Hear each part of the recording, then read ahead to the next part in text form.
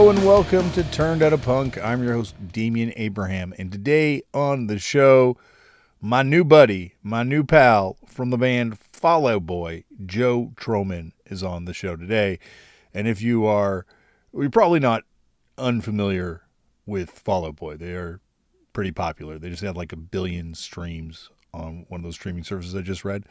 So they are quite well known, but I find shockingly, for me at least, that a lot of people do not know about the deep hardcore roots within Fall Out Boy. And we will be talking about that today with Joe, who is a fantastic guest. I'm very excited for you to hear it. Joe is also not just a fantastic guest on podcasts. He is multi-talented, not just the guitar player in Fall Out Boy.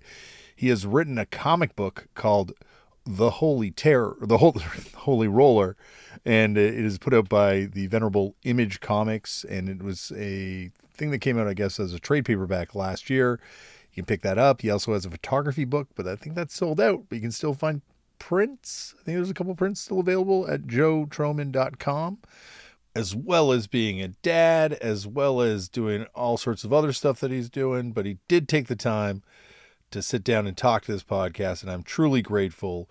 Also truly grateful to the person who helped Tristan put this all together on Joe's side, our good mutual friend and Southern Ontario hardcore legend from the band Confine, Gordie, who set this in motion and said, you got to get Joe on Turned Out a Punk. So thank you, Gordie, for doing that. As for Fall Out Boy themselves, they wrapped up their So Much (parentheses for Stardust tour the last year, and they don't have any tour dates coming up, but I'm sure they will be touring again. They are a rock institution, a music institution, like probably one of the top 3 or 4 biggest bands that kind of come into the punk scene. Certainly the biggest band to come into the Chicago DIY hardcore scene, as you'll hear in a second. Anyway, so I'm not going to ramble on anymore. Check out everything Joe does and sit back, relax, and enjoy Joe Trohman on Turned Out a Punk. Joe, thank you so much for coming on the show. Damian, thank you for having me. I'm a big fan, by the way. I feel very honored to be on the program. Well, as we talked about off air, I'm so stoked that you're here because my brother and I have been working on getting you on the show somehow in some way for years, and finally through our longtime mutual friend Gordie, we have made this happen. Yeah, may I say, Gordie's been bringing this up to me for years, and he's like, "Yeah, Tristan wants to get you on." I'm like, "Didn't just give Tristan my number, give him my email." I'm like, "Yeah, I want to do it." I don't know how much of that is Gordie, so this can be a blame Gordie podcast. I love him; he's the best. He's the only adult friend I see somewhat regularly when I'm not on tour. That's awesome, because years ago, I was in a band called Promise Kept, my first real quote unquote hardcore band. Oh yeah. And we had a cool drummer, Andy Starris, and then Confine, being the bigger fish in the pond, came and stole our drummer and broke up our band. That's hardcore. That's hardcore for you. I tell you. So Gordie finally repaying that favor back to me in some positive way all of these years later. So very much an equal trade in my mind. So thank you for being. I'm glad that somehow I've traded equally for an incredible drummer. That's like Fall Out Boy too, was like us trying to steal Andy Hurley, because he was like in the hardcore scene. Chicago, and as you know, Chicago and Milwaukee are pretty enmeshed. And so he was just, because he's was the best drummer. He's a phenomenal drummer still, but the best drummer in the scene. Everyone just wanted him. Everyone's trying to get him. And so, yeah, we tried to get him. We got him. That's, you're hearing it first. Breaking news. We got Andy. We're united also through Andy's side project, Xsect X, which features Fucked Up's first drummer, Chris Callahan, on vocals. Which Chris is, he's the jam. He's awesome. He's a legend too. So, but this isn't about them. This is about you, Joe. I thought this was a Left 4 Dead. It could be. Well, by the end, podcast. we'll see where it goes. But I got to start off the way they all start off, which is Joe. How'd you get into punk? Do you remember the first time you ever came across it? Yeah, absolutely. I was a young kid who was probably it's like elementary, early middle school in rural Ohio. Not a remarkably progressive, artistic place to be. And I made one friend named Aaron, and he gave me Quicksand's Mana Compression. He gave me Punkin' Drublic. He gave me Black Flag's comp album, the first 4 years. And it was that Black Flag comp, specifically the Keith Morris stuff. And I was like, well, I love it. And I'd been really wanting to be a guitarist because it's early 90s. It's like every bands were big. Pumpkins, Nirvana, Soundgarden. They all had like a punk and Pearl Jam. They all had like a punk spirit. If not, some of their songs were pretty fucking punk by definition of what punk quote unquote sounds like. But I found Black Flag very approachable. That early Black, I mean, the later Black Flag is not as instantaneously approachable, but that early stuff when it was, rotating singers, four chord songs, I was like, oh, I can do this, I think. And then I learned how to do two finger Ramones chords from a biker in a garage, like my friend's, iterant father. And then that was it. Together, I was like, I think I can play guitar. But Black Flag, I mean, it's like the most basic entry point, punk rock wise, but it should be everyone's punk entry point, I think. You mentioned originally though it was Aaron passing it off as a fake band's Oh demo tone, yeah, right? In yeah, your yeah, book. yeah. No, that's totally. He had a Walkman. He had a mix. It was a mixtape, but he said it was his band. But it was a bunch of different bands. It was very obvious it wasn't him. He's a child, and these were really well put together songs. And I never like told him you're full of shit because I was like, well, I like this guy and I like his music. And you meet someone you connect instantly. I mean, and we're kids. Kids lie. I have kids. They lie. And they're good kids, but they just like lie. My oldest daughter makes up that she knows things that she's never been exposed to, and she's so smart. And she has no reason to. I don't know what it is. Yeah, they do lie. They got Mhm. their they learn. I think it's maybe too much iPad or something. I don't know what it is, but I think it might be the iPad. I think because it's like so consistent. Again, like you and I are similar ages. I'm sure we lied unnecessarily when we were kids. I mean, there's a difference between like the white lie that's like who gives a shit and the like dangerous sociopathic lying. We're like, no, I didn't cut that cat's head off. That wasn't me. Um, but I think it's identity searching, It's trying to like and also trying to seem my oldest daughter has the same thing I have where it's like she's 12 and ready to go to like NYU. She's already like looking to get out, like in a great way. And I was always doing the same, so I think some of my white lies were to make me seem more worldly, older, more educated, even though, I mean, lying doesn't make you very smart. Unless you're a very smart sociopath and using that to manipulate the world yeah, it to makes get you it to no rock money me. or a shit ton of money A later in shit ton of life. money. Yeah. There's great. I mean, some of the richest people in the world are the best liars. Even if you know they're lying, they keep the front going. Good for them. What was the first Or show you went to? not. Not good for them. Okay, first, well, like, what do we define as any show? Any show, could be any concert or anything. Um, man, you're hitting me at a moment where I'm so underslept and have a really bad, like, I have a good memory for things and a very bad memory. There was in, so like, weren't really, I mean, like, the first concert I went to was Tom Petty and the Heartbreakers. That's not I mean, you can call it a show. That was a fucking concert. And I don't say that. It sounds really like, oh, your first show was Tom Petty. It just was. It was Last Dance of Mary Jane was a hit song. That's how I got into them. I had not known any of their prior work. And I was like, Dad, can you take me to see Tom Petty? So we saw Tom Petty. That was really cool. And then it wasn't until I moved to the suburbs of Chicago and they had all the Knights of Columbuses and the youth organizations and basement shows. Those are like generally my first shows. Local bands, a lot of ska bands, ska punk bands. My friend Danny, that I haven't talked to in years, but I would love to see him again, had a band called Danny and the Ketchups. There's a lot of, a lot of good ska, third wave, fourth wave, seventh wave ska going on in Chicago. Jump Up Records. Um, so yeah, there was a lot of that. And then first hardcore show, probably like that's when I started going into the city, early high school, like on my own.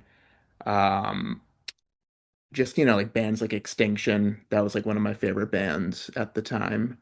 Um, yeah, that was probably one of the first shows I went to in the world of hardcore. Going back to Tom Petty, an underrated power pop genius, I think. Oh Like my God. obviously very well respected in rock music, but I think in terms of being like a power pop songwriter, like he's got, he's right up there with the Raspberries. 100%. And also like you have Mike Campbell with him, right? Like another phenomenal songwriter who's also one of my favorite guitar players of all time. Like just in the pocket, just phenomenal, got it going on. And and there's the whole thing with them too, where like Mike Campbell would bring him songs. Tom Petty's like, this isn't good for us. And then he's like, cool, I'll just go make that a hit with somebody else. So yeah, I mean, yes, but Tom Petty, on whether it was him on his own with the Heartbreakers, and even like later Heartbreaker stuff, it, wasn't generating hits, but like they did this one record. It's still like 15 or so years ago, but to me it's new because I forgot that 15 or so years ago is a long time ago. But some record that they did like all just like live to tape, that's the mix, that's the master. And they had a couple songs that kind of could have been like Zeppelin songs. They were so like just groovy and like bluesy and cool. And I'm like, they still just make good songs. Even if it's now like just for them and, core fans, it's still phenomenal. And again, like you said, when it comes to like, I think people get confused about what pop means. I mean, yes, you have your pop stars, which we have a lot of good ones right now, by the way. A lot of really, really, really good ones. But pop music is it's like a song structure, as you know, and it's hooks. I mean, like, Fucked Up has that. Like lots of bands that like people don't would never say are pop bands. They have hooks. I love music with hooks, even if it's like like listening to Autolux, Future Perfect, not a pop record and weird and shoegazy and noisy, but like there's hooks, there's poppy stuff, there's a structure to the songs, even if they're maybe not standard. Um, yeah. What is pop, Damian? What is that? I I guess it's music that's aiming to hit a emotional spot with people, maybe. Like Hmm. I don't know, because it's like you're right. Like what is it? It's definitely not necessarily a particular mood, because there are certainly really sad kind of pop songs and power Totally. pop songs and weirdly, not to get too Nardwar on you, but in your book you bring up Marshall Dawson as your first guitar teacher, right? Yeah. Are you aware that, speaking of power pop, that he not only, like, I read it when you said his name in the book, I'm like, where do I know that name from? It's Yeah, because yeah. former guest of the show, Liz Phair, her first 7-inch Carnivore was produced by him and he played drums on it. I'm aware. Which I became aware later. And did you know I actually, when we started, well, no one knows this. When we um started that Green Day Weezer tour. I think it was like it was like first, like right before the show. I'm sitting in my hotel room. I just renewed my global entry status, and I was like, I'm gonna. I haven't talked. I'm gonna email Marshall. I'm just gonna email and see if he remembers me. The beginning of the email goes, Buddy Holly glasses, shave head, minor threat patch on the army jacket. How could I forget? I was like, oh. And like I just thought it would be nice. And yes, I mean, he has a real like musical legacy. He's the real deal, both as a musician and recording artist and a producer, but also as a great guitar teacher and a nice guy. I thought it would be nice for him. to know the impact he had, just to make sure he knows, like, hey, I didn't forget you. Like this thing, like I'm supporting my band supporting Green Day. Somehow we're playing over Weezer, which I always thought was maybe uncomfortable having had grown up with Weezer. I'm comfortable in the fact that I love Weezer. Um, and I was like, hey, this is where we are. You're a huge reason. Like he taught me, he was another guy that was like, let's listen to the MC5. You want to learn how to play Purple Haze? Let's do that. By the way, you gotta get a rat pedal that hides all your mistakes. Like he just had these like really great things that like only another guitar player that gets it would teach you.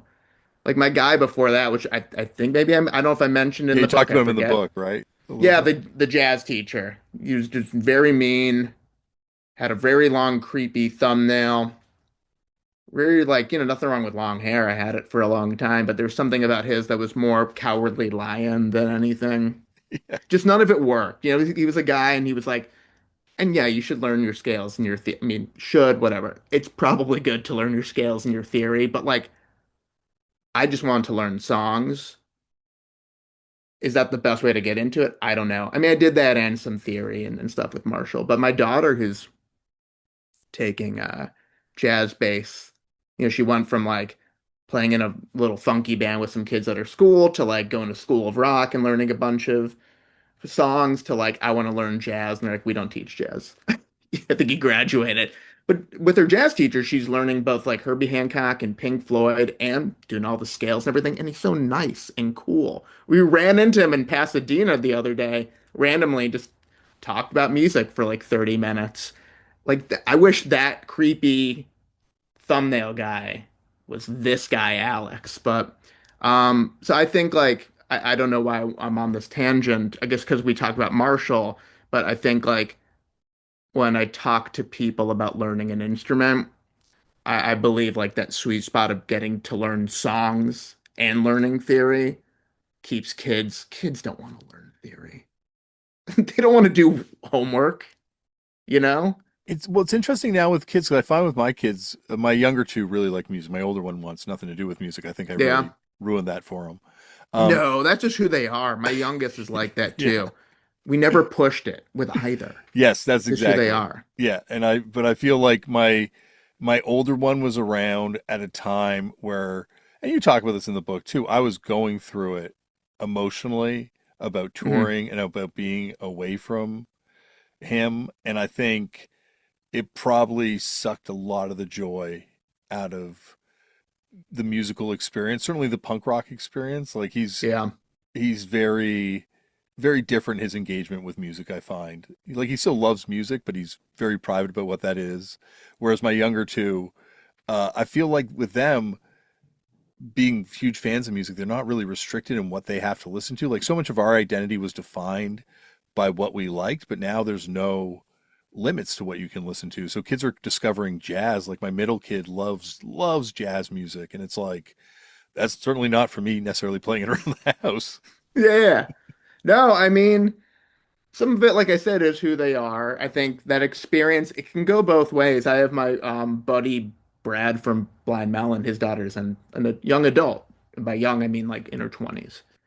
And he's, musically talented, grew up around tons of cool musicians. He's like, she just wants nothing to do with it.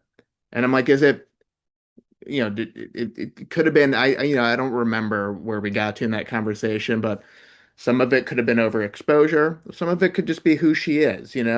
Ruby, so my kids are 12 and 8. Ruby's the oldest, Zeta's the youngest. Zeta loves coming to the shows. But the moment the like concussions happen, those loud booms, she's like, I'm out. I'm out. I don't like that stuff. She's super proud. She likes to see it. But with Ruby, similar exposure to your oldest, but loves it. Loves it. She came on tour with me the last like cycle on Stardust for the first big like the A Market US tour and did like first time ever. I'm gonna do 2 weeks of Dad. She loved it. She and meshed well with the crew. Total pro. We've done, I mean, like the last time Nine Inch Nails came through LA, she'd never really listened to Nine Inch Nails. I'm like, okay, kid. Best live band around right now. I think you're gonna love it. And I take her to the show and we're waiting. I'm like, what if she doesn't like it that much? And I just watch her face get melted. Biggest Nine Inch Nails fan, but loves all this stuff. Loves it. And I never wanted to be like the dance mom of music with her, like force her into playing, force her into. She just likes it. Likes the stuff I like. Some of it may be because she wants to hang out more, but I mean that's why we got into what we got into and stayed with it for the social reasons. The social aspect is so huge. So I think for her that's where she's at, but I was expecting it to backfire. Like just and she used to wear Fall Out Boy shirts to school and eventually got to the point where it kind of became a sticking point. And so she doesn't do that anymore. I thought that would have ruined it for her. I really thought like getting made fun of or just getting poked at for that stuff, she'd be like, I don't know, man, music's not for me. We get letters home when the kids wear the fucked up shirt at school. Yeah, that's I guess call it a downside in that regard. I don't Yeah, know. yeah. I brought my eldest on tour with us. He came out for a few days, and it was awesome. But it was also, I think, like very much a scared straight program, being like, "Oh my God, my dad's still in a fucking van. I gotta keep going to school." There's a large swath. It's a big it's a ocean of distance, right? Like you still tour in a van. Our band splits two tour buses. That doesn't count for the other ones, and the trucks and all these things. You know, as you know, we started in a van, but if I had her at that time, I would have been somewhere between 17 and 21 years old, which you can have kids then, sure. And we still have them started young at like 29, which young by today's standards. But yeah, she never saw that. Never. It's all been, and she understands through what I tell her. But She she want to come out with fucked up and really put the fear of she God in would, her. she would, I think, fucking love it, dude. I honestly think she would. She would love it. She wants to do it really bad. She wants to be in a band really bad. She wants to find like, I told her, I'm like, if you can't find it, just get a drum machine. Yeah, Do it by yourself, you know? yeah. It's hard not to be proud. I have to like I don't know how it is for you because I really like I've said this over and over within the past 5 minutes how bad I don't want to be pushy about it, but like I do get proud because she likes cool stuff and it's not just punk, not just hardcore. I mean, we went and bought, she was like, which Wayne Shorter record should I get? And I'm like, ooh, it's hard not to be really proud right now. Don't cry. Don't cry. Just tell her to get Speak No Evil and we'll get out of here. Like she's collecting, I have a huge vinyl. I don't know. Well, yeah, you do too. I have a huge vinyl collection as well. And she's collecting it. Like That's she's great. collecting it. Yeah. And because now she's buying older records we got to get her a better, turntable with a better arm and a better, but she loves learning it because she sees my hi-fi setup and we're about to, as I mentioned before taping, we sold our house and we're in the midst of like kind of a purgatory until we move into our new house. And I'm putting the whole collection, the hi-fi in the main, like everyone can get to it, but everyone needs to understand how to use it. And she's already like there. She's like, how do I check the weight to make sure it's not going to dig into them? Like, oh, this is great. This is so fun. So it's hard not to be proud. I mean, but again, it's like straddling that line of like pride and pressure. On Cribs, did you show off like a bunch of hardcore 7 inches?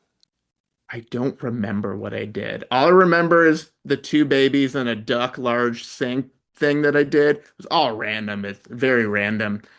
I don't remember if I've showed off any vinyl. I might have. I think It's you busted out possible. 3 7 inches, if I remember correctly. Because also Chad from Newfound Glory on his episode had 7 inches, and now, of course, feels like this is like a lost media time trying to find these old MTV episodes. And Hmm. I truthfully didn't get a chance to find it before this, but I was just like, what? I remember you holding up 7 inches. We got a cable subscription trial at the house I lived in with everyone in the band back then, Yeah. and we got like MTV2. So we got all these Yep. MTV channels up here for the first, or shows up here for the first time. And I'm like, oh man, Joe had some like 6 7 inches. Well, I still have them for sure. If I show them off, I went through because I just did my full Discogs. Like I had to do it before moving, and I just also I rebought like a really clean pressing of Unknown Pleasures, paid like too much, and then I went and found that I had bought one like 20 years ago in England for like £5 that was also original and super clean. I'm like, dude, I gotta catalog the stuff, but I have tons of cool like Unbroken 7 inches, Earth Crisis stuff, a lot of Chokehold. If we're gonna get into Canada, I have some Chokehold stuff.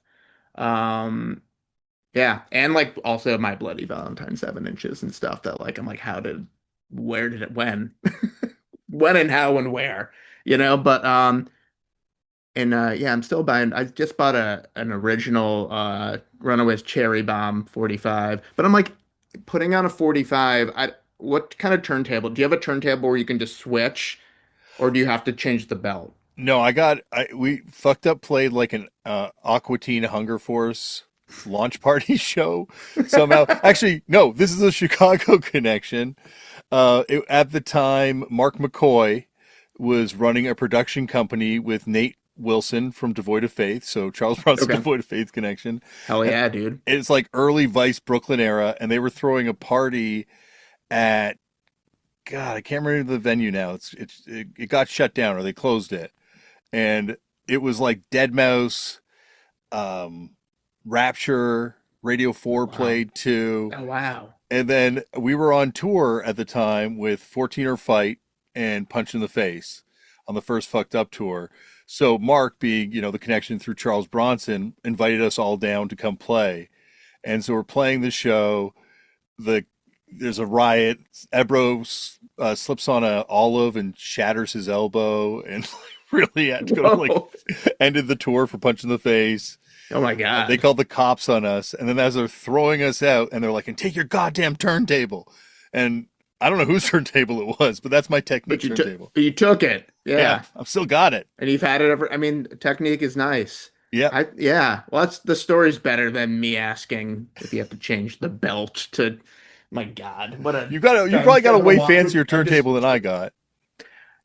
I mean, it's fancy. I mean, it could get, I mean, you know how that hi-fi stuff can get. Yeah. But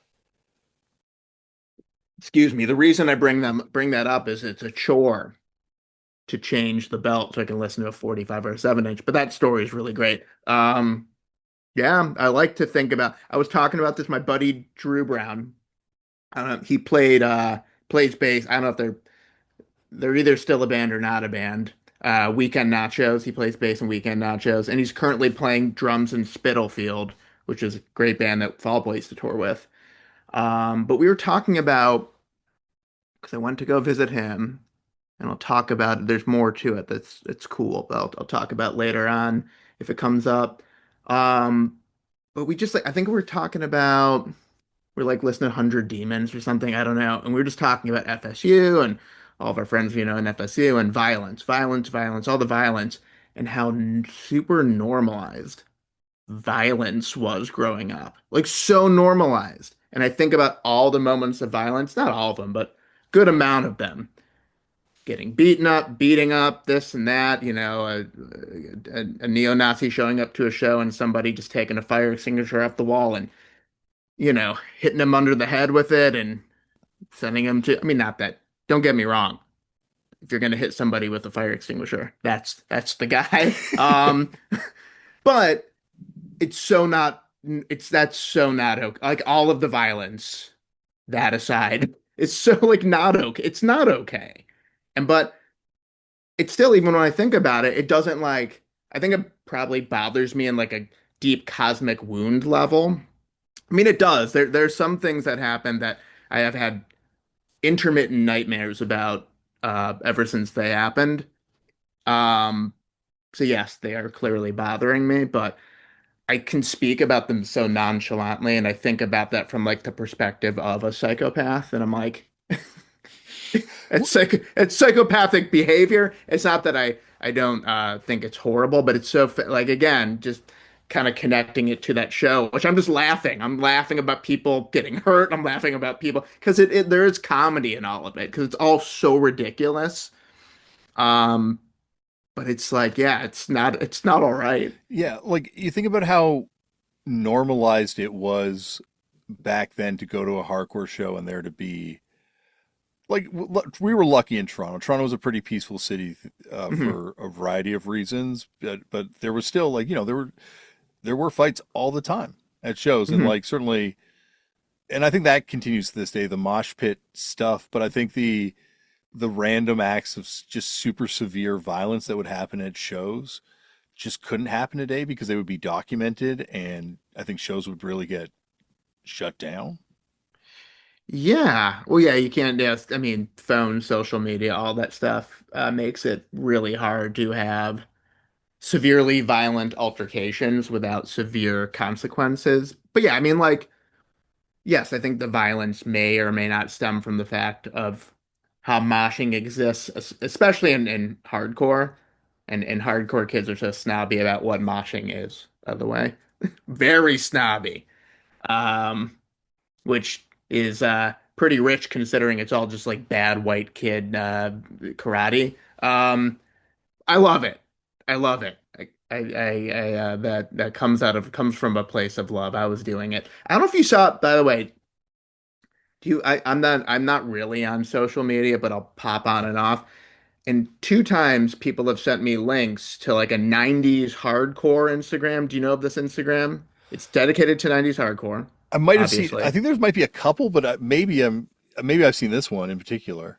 There's two. One's a video, one's a photo. It's me. They're both the same era of me, 15-ish, bleach blonde hair, hookah necklace, collegiate shirt, uh, khaki cargo shorts, Sauconys. So the look, I got the costume on, and one's dancing or moshing to Buried Alive, Yes, I and have the seen other this. people, yeah, that one made the rounds. Yes, it did. They're like, okay, he is a hardcore kid. Okay, got it. Just now I feel better. The other one is great photos of me, like getting on top of people's heads to sing along to Earth Mover. Oh, Great, awesome. great shots. I mean, yeah, I love Earth Mover. dude. This one's about Not killing yeah. rapists, and there's nothing Oh, wrong with but that. yeah, nothing wrong with that. Yeah, rape is worse than murder, and money. Obviously, Money, that money's the song. hit. The hit. That's a hit song. But Yeah, Money was like, it's funny because I think in punk, in particular, like popular leading punk, pop punk, bands develop and find their sounds, whereas hardcore, no one ever gets better than you were on your first record. Like maybe Converge, I think is an exception to that. And like, sure. Yeah, they've progressed like crazy over time. but like, It helps to have a mad genius in the band. yeah, exactly. But I think everyone's always hearkening back to your old stuff and your first stuff in hardcore. Like, oh, the fucking Sure. demo, dude. That's the Oh only yeah, shit, the right? demoitis. Yep. But it's different because like you think about yourself. I know you hate the early Fall Out Boy records. You think about No Effects. You think about like the first Fall Out Boy record. Oh yeah, I mean, that first Volvo record's terrible. I'm glad it exists. There's like, because I've made no bones about a record we made called Mania that I wasn't happy with that record, and that's a different feeling than I have about Evening Out with Your Girlfriend, which I'm like, it's so dumb. But it's like, it's you have to have the bad first record. You got to get it out of you got to figure it. You can't just like, you're not going to hit the streets running. But that's a hugely important record in the history of punk and hardcore for me because that's the link between hardline records and the punk explosion. Like Yeah. it blew my mind as a kid. Well, I remember seeing when you guys broke through and you seeing it on TV and Mike from Fucked Up being like, dude, that's the guy from Extinction. And he played bass for Extinction's like, Guy from Extinction, guy from Race Trader. Yeah. No, yeah, hardcore dudes. I mean, when we figured it out and Take This to Your Grave, which was very much like that record was very much like the hardcore side of us, figuring out how to put that in better songwriting, better recording. That's the record that we made at Butch Vig's old studio with Sean O'Keefe. And yeah, I mean, it's a good sounding record, good songwriting. And we had Andy in the band. We did not have Andy in the band for Evening Out. There's just, we had it sorted. It was also a big love letter to Saves the Day, to Through Being Cool, which again, that's a band that also came out of hardcore, right? Another band that like went from, the East Coast hardcore scene and, moved into pop punk and, popular songwriting. And yeah, man, it's if you know, you know, as far as hardcore goes. So if you know, you know, and you know that like I say three-quarters of us are we're legitimately like in the hardcore scene. Not for, I'm not saying that for cred. It's just the reality of it.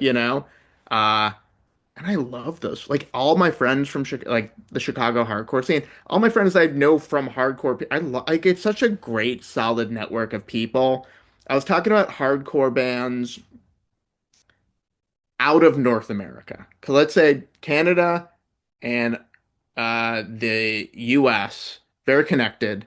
It's like an interconnected network. We all kind of like it's a Kevin Bacon game. We either know each other or we know one person that knows somebody else. We're all very weirdly incestuous, but it's great. Whereas like hardcore in other countries, great bands, you know, Gallows, Sand, like all these cool bands, but there's no interconnected network, deep seated, and it's because I mean like hardcore is a pretty American music. It's really American, it comes out of New York. It's very, very American. And yeah, we even like it's weird knowing that I, like toured with Sammy Siegler, not in a hardcore band, but like we toured together when he was in is it Nightmare Review? Was that the band? Really good band that we toured with. If I'm getting your Was guys' it name wasn't wrong, Limp I'm really Bizkit, sorry. right? Oh man, I wish we toured. We played some shows at Limp Bizkit on that Stardust record cycle. That was our like Australian run, and they were so good. My God. That never connected with me on that one. But I will push back on you. Yeah. Hardcore titularly comes out of Canada with DOA, Hardcore 81. Okay. Okay. That's fine. I'll take the pushback. I can be wrong. I'm I think it's probably honestly America loves to rewrite history. We love it. And so that might have come from either a lack of knowledge. I mean, I obviously know who DOA is. Or obviously. But um but that could be rewritten history or me just not knowing my history well enough. So, Or apologies. American exceptionalism, Joe. American exceptionalism stealing from us Canadians. We love to, yeah, we listen, love the Canadians. I love the Canadians. I would move to Canada not out of the kind of bullshit like we got to get out of the US. But I'm like, I just like Canada. Well, you're welcome anytime. But also, now I'm going to blow your Well, if mind. Border Patrol lets me in, that's the get. That's always an issue, I think, for us going both ways. But now I'm going to blow your mind. 6 degrees of Kevin Baconing you to the gallows. We've already established our mutual connection through Sect, right? Yep. And then George Pettit from Alexis on Fire has filled in for Fucked Up a number of times, and he and I have a side project together called Bergensfield 4. We haven't done stuff in years, but we have a 7 inch, so it's legit. Um, and then I'll find the 7 inch on Discogs. I got about 1,000 back here. I can send you one, no problem. I'd love one. I will definitely get you one. And then Wade from Alexis on Fire became Of the course. singer for the Gallows. So Yes. you are connected to the Gallows through this hardcore community. I am. Yeah, no. And that is an actual international connection. I consider Canada and the US to be one globular thing Especially since we during share that a co era. Like I think yeah. like you look at like the biggest hardcore bands around that time, it was like Grade was right up there and Well, Chokehold. fuck yeah. Yeah, yeah. We were like massive in Chicago, massive fans of both bands.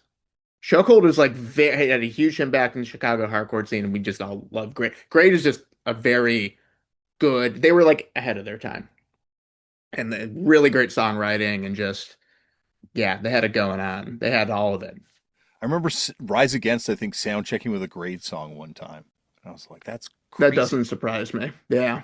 But yeah, Wade, he's great. He's a maniac. I love him. I love Wade too. Been on tour with Yeah. him a few times over the years, and yeah, love Wade. But the thing I also love about Chicago, and we kind of touched on it, is just how much punk is kind of happening on top of each other. Like you have Yeah. the same time you've got like, Liz Phair stuff going on and Touch and Go record stuff. You also have this, Yeah, as you mentioned, the ska punk stuff, which was ginormous. huge. And then this weird divided kind of punk hardcore scene with all these little factions. Like Tim from Rise Against, when he was on the show, mentioned how much shit he got for being in Rise Against from his friends because he was now going to be on a band on Fat Records, and Fat was like not cool. Which is wild because then we also all loved 88 Fingers Louie, who I believe was also on Fat, if I'm not wrong. Which also the original incarnation of Rise Against is emerging. Obviously, it still is, like Joe being having had been in 88 Fingers Louie and the original basis and still the basis of Rise Against. Um, but yeah, I mean, like we love to talk about selling out, but then we were also all jealous of like somebody being on like a real label. That was the vibe, right? I guess. I don't know. Yeah, I think a lot of it's rooted in jealousy. I think Chicago, it's also like it's so big. Like Toronto was so small. Like the hardcore scene, the core that we're talking about, it's like maybe 50 people. But I'm sure Yeah. between the two of us right now, we could run off like 100 names of people just in different bands. There's just so many fucking Chicago bands and the suburbs Yes. too. Yeah, there's a ton. And that's why there were shows going on all the fucking time. There were always, and we also got a lot of great fucking bands. We got so many bands that would Chicago. I mean, obviously it's a major city, so we would always get and that. But yeah, I mean, so many. It was cool to also see so many bands early on, like seeing again back to Saves the Day, they still hadn't even put out Through Being Cool, and they came on Can't Slow Down. I remember I came to the show at 102 Degree Fever, but I really wanted to see them, and they played all these songs from Through Being Cool, and I was like, these are really cool. I don't know what it is. Or Every Time I Die, touring on their demo, and I was like, this band's so much cooler than all these other bands because I have like they just had all their weird, cool, classic rocky kind of like vibes and seeing Poison the Well on their first EP. They had just getting to see all these bands that like really, matured over time and stuck around for a long time too. And yeah, I feel grateful for that. I feel it's not a place of being like, well, I saw them when they're on their demo. It's like I'm grateful I got to see them and be in a similar place that they were in, trying to figure it out. It felt like very communal. Yeah, like I wonder how many Every Time I Die demos they sold because that thing felt like it was like underground gold back then. Like it was Yeah. so many people had it. I mean, like, The Burial Plot Bidding War. I think that was the name of it. yeah, Yeah, it's yeah. but it's also interesting because Andy to me, and maybe this is because Toronto's so close to Buffalo. Yeah, yeah. So yeah, I mean there was that scene is also very close. Yeah. Yeah, and our big band around I guess that time would have also been Buried Alive, being Oh, coming up here playing all the time. that's a great fun. I mean, previously mentioned, but Yeah, and it well, lives in my heart.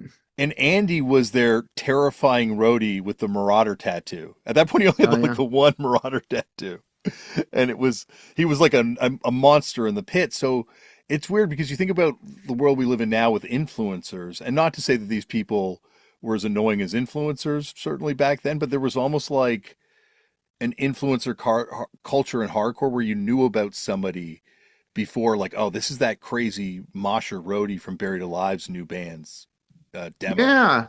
Well, there was a celebrity element to it. Uh Yeah, there are people you kind of like really want to meet or looked up to or you were afraid of but also fascinated of. And I love Andy, by the way. I Yeah, could go and talk about it. I love him. I love his guitar playing. I love his personality.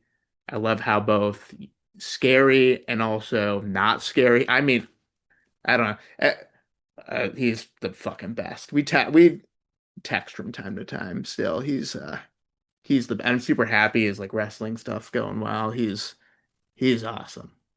Makes yeah. me truly smile. I actually have a slightly funny story. When I was my first tour, 15, was playing bass for that band for Arma Angelus, which is, that's for the the very few people. And again, a band that got to put out a record on Eulogy, which was like in hardcore, a big label. I was gonna say I knew you Um, guys from that because it was kind of like a a big label back then. Like it was like Hmm. certainly for that kind of more metal tinged kind of hardcore.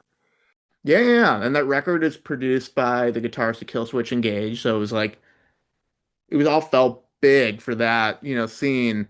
And I remember getting to Buffalo, playing a festival there. I was really excited to see Prayer for Cleansing. And I'm doing the merch, and Andy's sitting next to me. And yeah, we're just looking at porn magazines together. And I thought it was so cool. 'Cause Andy's older than me. So I was 15. I was like, this is fucking cool. But it was like there was the comedy in it. It wasn't like we were just sitting there being horny. There was like I mean, Andy's funny. And that's also a really cool thing about Every Time I Die that none of the other bands had. Huge sense of humor. Like so much, so funny and smart. And yeah, they all brought something to the table. Every guy in the band. It was very individualist and very unique. Did every member of Fall Out Boy play in that band together before Oh, Fall Out and Boy? Arma Angelus. Yeah.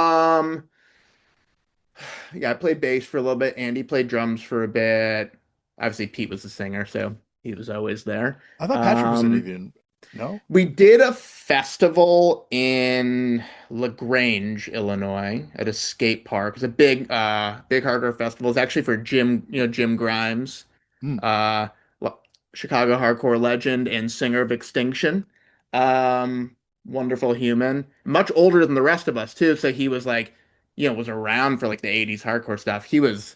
Yeah, I mean, is an awesome guy. And very good to me. So, but think with the arm, it was like a quick kind of Arma reunion, and Patrick ended up. I don't think Andy was at the festival, so Patrick played drums for that set. So technically, everybody has been in it in some form, and I even got to play an Extinction song.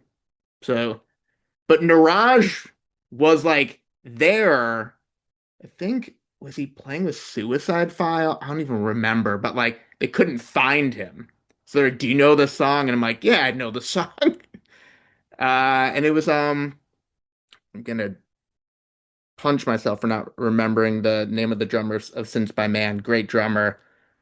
And yeah, I just watched him the whole time, and he's like, that's the first time someone is. Why is my phone going off, Damian? This is so unprofessional of me. Don't worry, I can cut that out. It's Yeah, good. Sorry, It's man. not Let me just unprofessional. It's like No, I like am like old and forgot how to like silence my phone. That's what's fucking happening. How do I it do it? wasn't even ringing through on the this thing. Like I don't know what it is. Zoom, I think, edits out so much noise to the. I was That's trying to that's play good someone. because I've been hearing it dinging and put it under like a pillow and then another pillow. It's Okay, not picked up on my end, so do not have no good. fear. Well, I just turned my phone off. Um, done. But yeah, drummer since my man. Wish I remembered his name. Great guy, great drummer. I'm not patting myself in the back, but he's like, you're the first guitar player to play that song clean because I wasn't jumping around. Nothing. Niraj is a great guitar player. Adam Bishop, awesome guitar player. These guys are great players, but they thrash as you're supposed to do in a hardcore band. And I was just like, I just got to get this right. I can't believe I'm playing in Extinction right now for a second. So people say, I'm going back to Gordie. He had he had an art show in Boyle Heights in LA at his studio. So we all went. And one of his friends, I'd never met him, was so excited to meet me because he was like, "Oh, you were in Extinction." I'm like, "Not really." I mean, like, was I really in Arma Angelus? Like, I played on a tour and I played that shit. I never played on a record.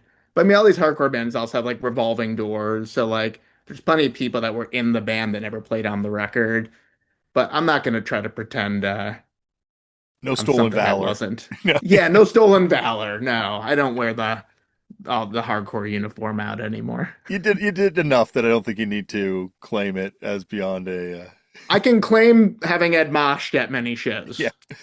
I was on Pete's side when he was playing in Extinction in Toronto. Oh Because yeah, yeah. because like then once I saw the video, I'm like, oh, of course I remember that dude. Because it was only like 2 years later, 3 years later. Um, Yeah. there was Yeah, also so half of us were he was really in Extinction.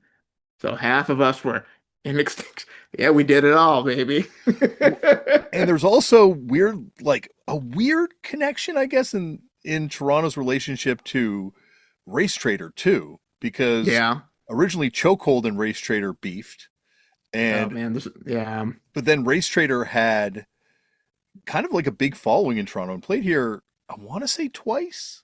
I think I saw him twice up here, maybe three times, and a crazy live band, an unbelievably great live band. Great live band. And even the like last I mean, they're my friends, so you'd think I'd be like obligated to say this, but I mean it. Last record they did was so good. Um, yeah, close friends, great band.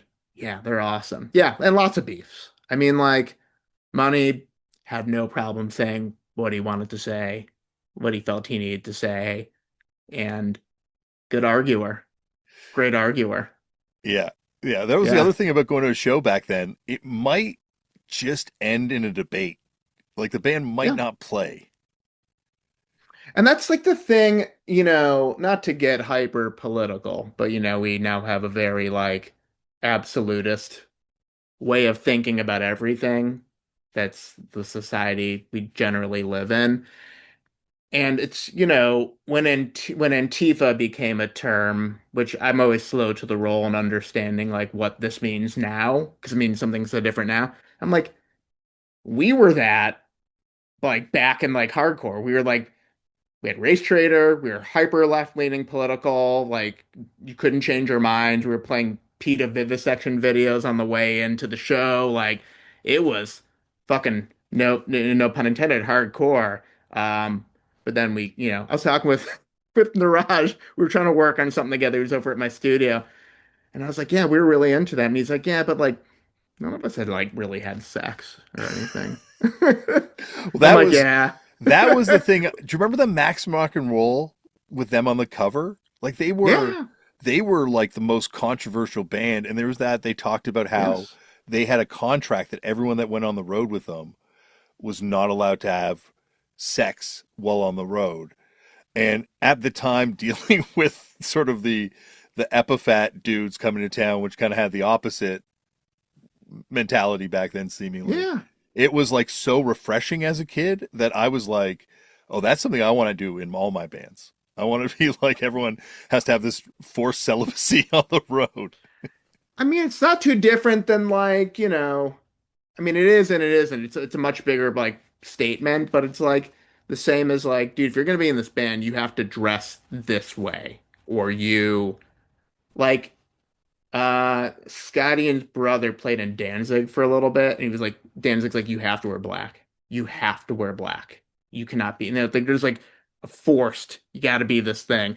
A wardrobe's a bit different than an ideology, but that being said, I mean, yeah, I was straight edge up until so what, like declared straight edge 14 through 19. Didn't do a long time with it, but yeah, I wasn't really getting down with the yeah, I was a late bloomer because of it,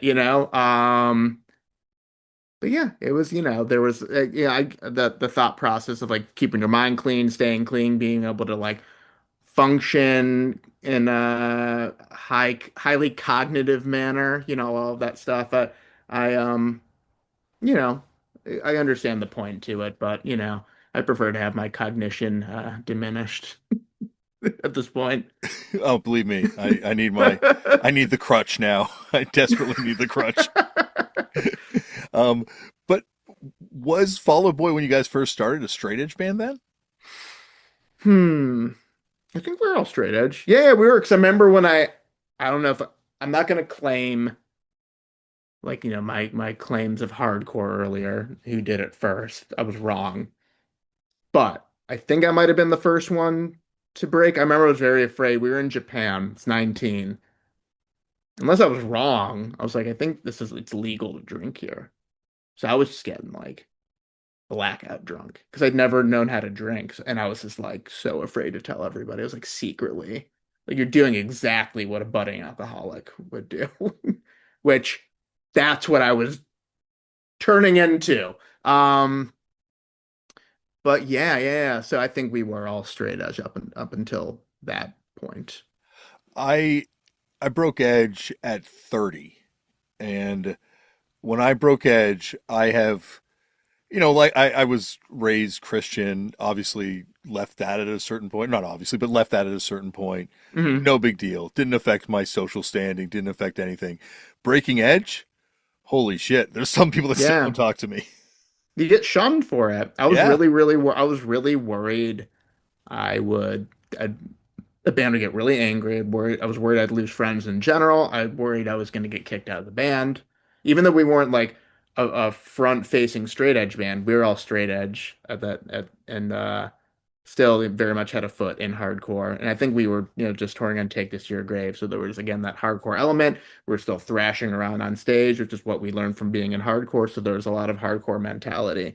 Yeah, yeah, it can, more or less maybe ruin is hyperbolic, but it can definitely be destructive, could and was destructive to many people's lives who decided, oh yeah, I just don't want to live by these tenets anymore. I would like to just have some autonomy. I'd like to experience a drink. I'd like to go experience sex. I'd like to experience what most people experience and that freedom, rather than the confines, because it can be confining, but um, I have friends that have been, I don't think they say straight edge anymore, but just, never touched alcohol, never touched drugs.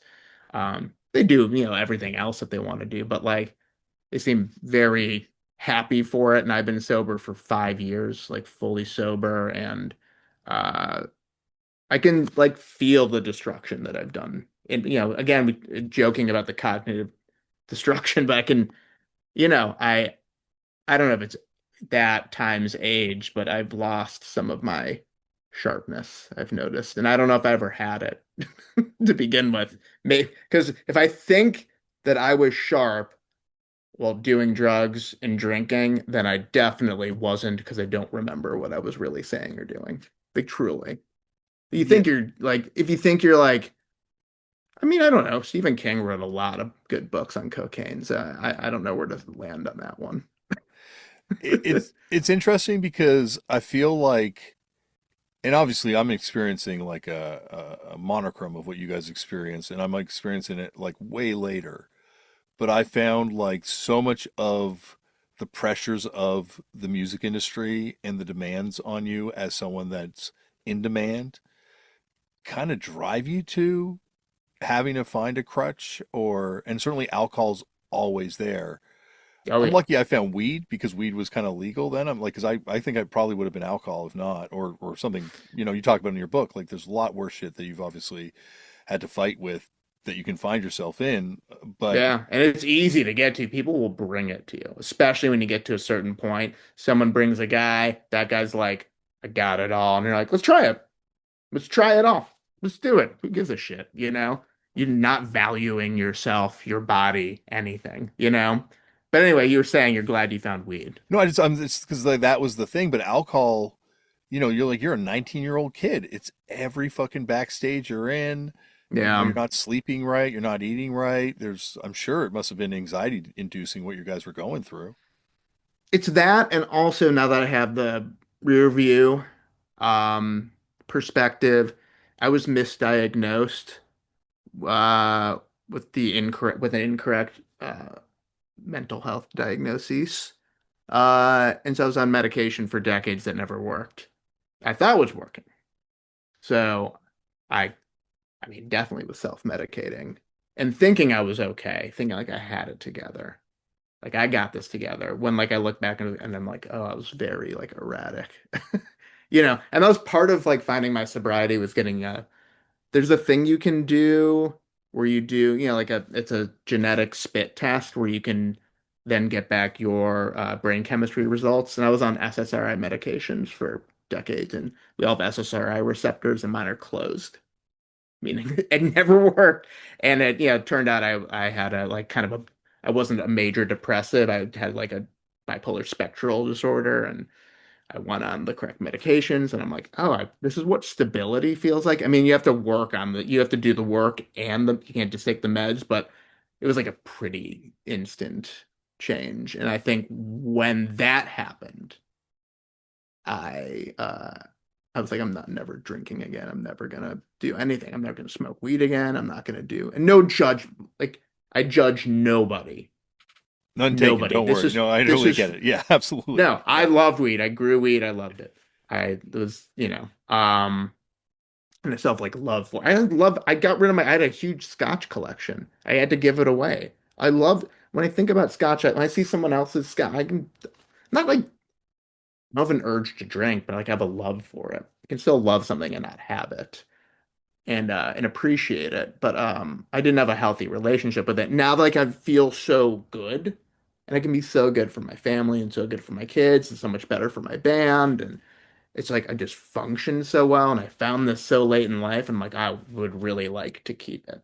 That drives my sobriety greatly. And then also like through that being able to I think like cuz I've been doing therapy my whole life, but I think the therapy that I began to do in conjunction with the medication change, the discoveries, all of that, I'm like able to do like much deeper, better work on myself. And so like I just feel like I have an addictive personality in that like I have 2,000 plus LPs. Like I will just like buy. I have a problem with purchasing things. I love to collect stuff.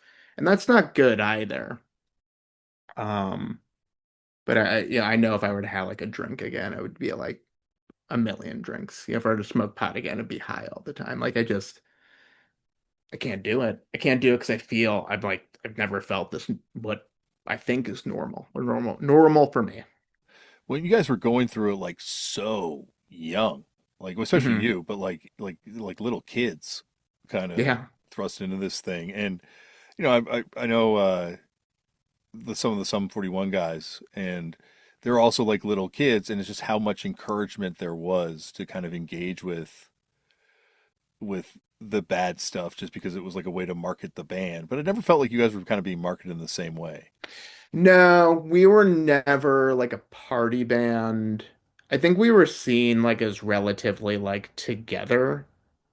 Um, I thought about like I was talking about I was actually reading this article. It doesn't like really apply to us. I'm going to get a lot of it wrong. It was in the Atlantic and it started in talking about I forget what pop artist, big pop artist, and now she put out a new record and it like charted at like, less than 5,000 copies and just how everything's being affected by people's attention spans, et cetera, and so forth. But it kind of got to this point in talking about pop music and its lack of like identity and danger and its like safeness.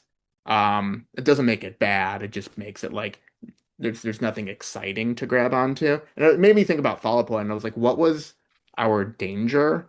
And I think early on, especially, there was danger in like some of the sexuality of the lyrics, um, which is a part of like rock music. And I think that's like where our danger was. Our danger was not like these guys fucking do rails all the time. Like, they're doing fucking dude, these dudes are just fucking shooting whatever. I just watched Tommy Lee earlier today talk about, and he's awesome. I don't know if you ever met him. He's fucking great. But he talked about like him and Nikki were doing what's it called when you're shooting coke and heroin Oh, at the same time? speedballs. So they're doing speedballs. They ran out, and so they decided because they were so out of their mind to shoot whiskey, shoot Jack Daniels. When like he's like, we could have just drank it, you know?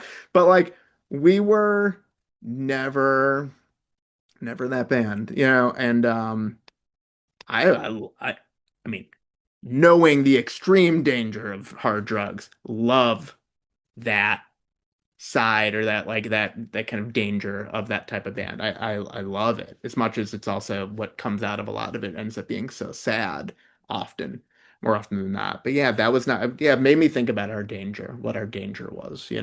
Well, because like I never considered the fact that you had gone through all this stuff till your book, like in terms of the drug stuff and those battles Yeah. that you had. Yeah, I look back at it now and it was so it was a mix and it might be more than this. But I think if I were to give it a binary review, it was actually it's more than this. I really like was the on tour like the guy that hung out with everybody. That was my thing. it could have been everyone's thing, but it was mine, happened to be my thing. And in that, I would just party with people, and partying was fun. I mean, talk about a Canadian band that like to have fun that we took out into our boys' night out. So those guys were fun, love to party. So that was part of it. Part of it was for sure trying to medicate myself without realizing that I was not properly medicated. So I was trying to keep myself like feeling great all the time. What was the another Canadian reference? Kids in the Hall.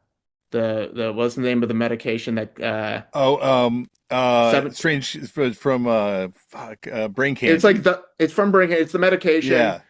What is it called? Bruce Fuck. I can't. McCullough, his character was like the marketing was like it's 72 degrees in your head all the time. Yeah. Fuck. I'm trying to remember what it's called. I've seen that movie like 1,000 times. It's like the I don't need greatest. to.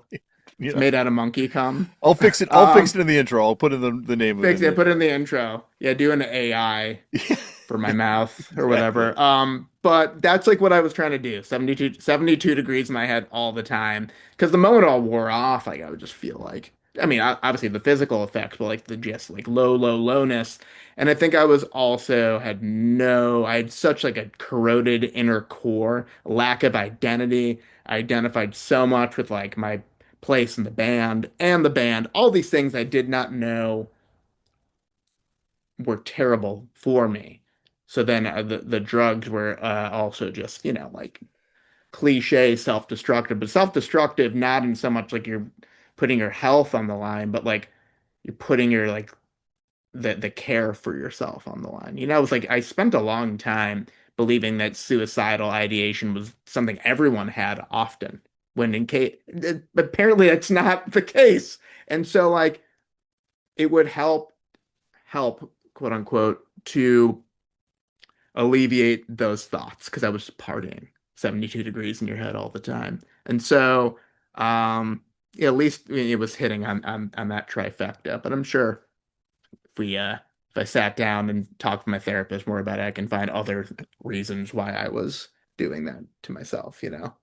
Yeah, it feels like you would have had to have been the social person in your band. Like Pete, I remember this video of him back in the tape trading days. Like he was very much like a well-known personality in the hardcore scene. Yeah. But I don't know, like by the time the band starts going, it seems like you're the guy, like really starts going, you're the guy that's out front, kind of like speaking a lot more. Like it seems like you have the energy and the one who would be connecting with people a lot more than the other guys. I did it like I was the offstage one. Pete, obviously he's great at the banter and he's I think like he's our band leader. And he's very good at it and only has gotten better at it, in my opinion. Um, but yeah, I was the kind of like social connective tissue. I think it was important for me at the time, more than I was important to myself, to make everyone, all the other bands feel connected and like, I was thinking about how they felt more than how I was feeling because I was never thinking about how I was feeling past that I felt bad all the time. So yeah, but I also enjoyed. I mean, I enjoyed all those hangs. Like they were super fun. Like and yeah, and I think like still even people I haven't talked to in 5, 10, 15 years, if I saw them tomorrow, unless things were weird for them, which is not my problem, I would be happy to see them and pick it up. Pick it up in a sober way. Uh a healthier manner. Yeah, because not with the negative side of it, but I found myself being that for my band too, where I would be the guy if we were on tour with another band, actually talking and hanging out. And sometimes that would be to my benefit, so I could ride in their bus instead of with fucked up.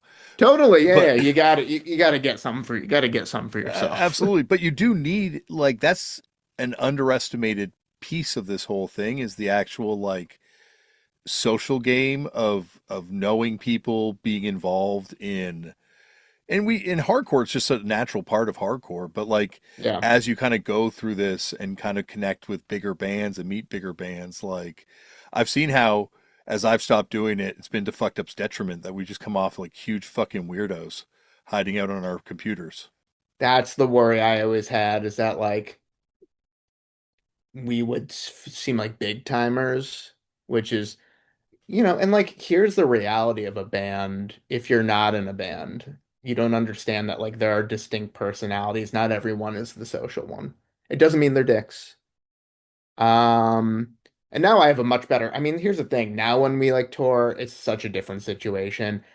The venues are so huge. I'm older, and even though we tour so well, I'm still really tired and like happy to say hi to the other bands, but like it's a lot of work and to find them physically.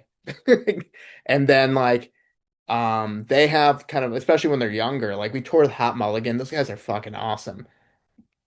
I think I wish I'd had better. I wish at this point in my life had more energy to go and just hang out, but I'm like, I'm middle aged. I gotta get through the day. I gotta take care of myself every day because I gotta go play 2 hours tonight. Like I have a job to do and I owe it to all these people who are paying to come see us. Like I owe them. I myself, we all owe them a really good show. I want to make sure they leave feeling like really fulfilled and really happy. And if I go and continue to give other people me, um, yeah, I'll have nothing left by the time I go on stage. I'll be fucked. And so, yeah, I mean, like, rad dudes, great band. Wish I had the same energy I used to have in my 20s. I would have been with them all the time. It's it's always amazed me when bands have that other gear when they get to that level where they take it so is like it's so professional. Like and I mean that not in a negative way, but I mean in the way Yeah, that no. like because there's 20,000 people, 30,000 people that are paying to see you do this. So if you don't do this, it's like you're fucking them over. So I totally understand why it has to happen, but we had Meg, who's now in Turnstile. She was on tour with Fucked Up just before she went into Turnstile playing with us. And like we got off the plane, did a sound check with Meg. She had been rehearsing with Jonah, our drummer, and she's a killer guitar player. Yeah, And we she's went really out, good. yeah, we went out and did the tour, and it was great. It was awesome. And then she's like, oh, I'm going to go start playing in Turnstile now. And we're like, oh, crazy. Are they doing a tour? She's like, yeah, in like a month. We're going to practice for a month to get ready for the tour because we're going out with Blink 182. That was the Blink tour, yeah. And it's like, oh, yeah, like that's why they're that band, is because they have that other gear to be like, no, we're not going to show up for this giant stadium tour unrehearsed, which is 100% what Fucked Up has done. We're going to take this fucking seriously and find that in ourselves because we want to do this and level it up. Yeah, and it doesn't mean like first off, when I said it before, like I love Fucked Up, and I don't see you guys as unprofessional. I see you guys as the band that you have cultivated, which is a band that like just I don't like run it and gun it. I don't like like saying it that way, but you guys are it's like an authenticity. It's an authenticity and not that like Turnstile is authentic too, but they have that other like we want to push it to the next level. And that's the thing like that we always did or tried to do. And I think these I don't know how much like how old are the Turnstile folks? Are they like our age? The I th- younger? I think I don't know. yeah, I think they're slightly younger. I think maybe Slightly 10 years younger. younger than me, and I think I'm like 4 years older than you. Okay. So it's a big enough age gap to where what I'm gonna say makes sense, which is that I like the fact that they're getting it together before we really got it together in terms of like their band lifespan. It's cool to see them grow. And They're yeah, I also mean like not to cut you off, but they're doing it, and not to undermine what they're doing, but they're doing it a lot later in their lives than you guys were doing it as these little kids. sure.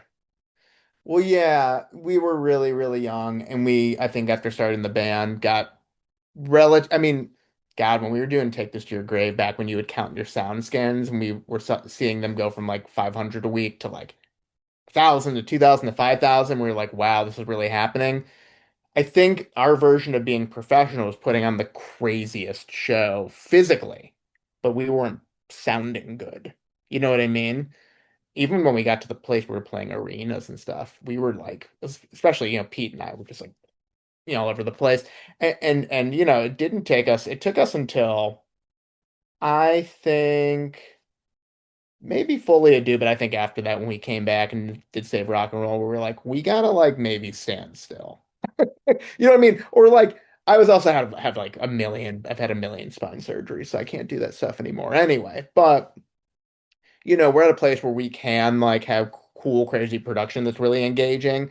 We can still be into playing our songs, but maybe we should work on like that professionalism of giving people a show that sounds a little better, and we've really leaned into that. And I think Turnstile, um, yeah, they didn't start. I mean, I don't think they started as young. I don't know. I don't know how young they were when they started, but whatever. The point is, I think it's awesome. I'm happy for them, and I really am. They're good. They're good band, and they're very good for bands, um, existing.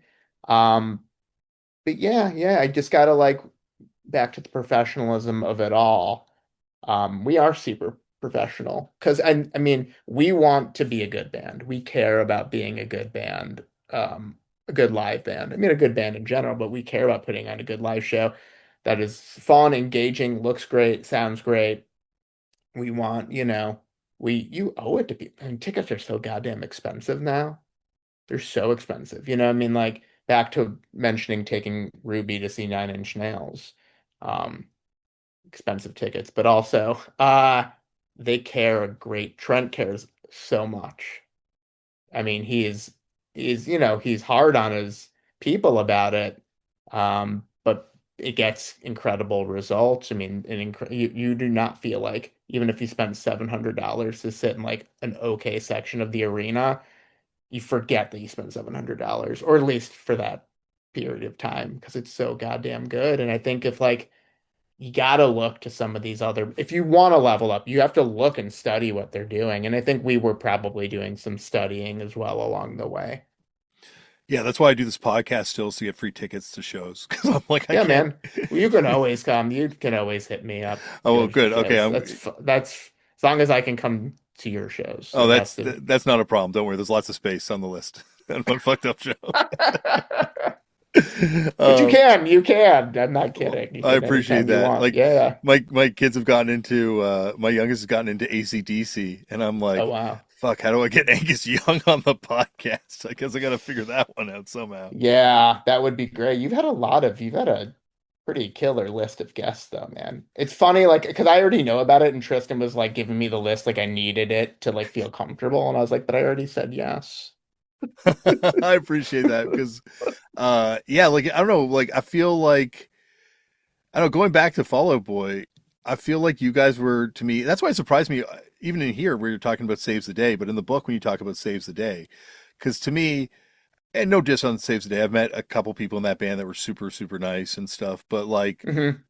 I feel like they sounded too much like Lifetime, whereas I Early felt on, especially. Yeah. yeah, and then I felt you guys were kind of fulfilling the promise of Lifetime. Yeah. Um, it's so thank you for saying that. I'm not gonna pat ourselves in the back. We really love through being cool. We were like thought I still think it's a great record. I put on the other day. I've been trying to play. Like I put on Punk and Drublic for Ruby the other day, and she's like, "Why is every song so good on this record?" I'm like, "I don't know what to tell you, man."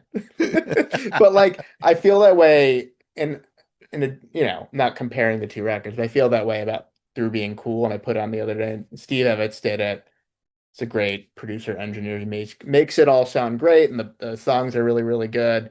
Um, but yeah, I don't know. I think we were coming at that record, Take This to Your Grave, from more than just hardcore and through being cool. I think we had a lot of different thoughts that we were trying to implement. Even in listening to like bands like Newfound Glory at the time that were, I think, breaking more. They were definitely bigger than we were, um, of course.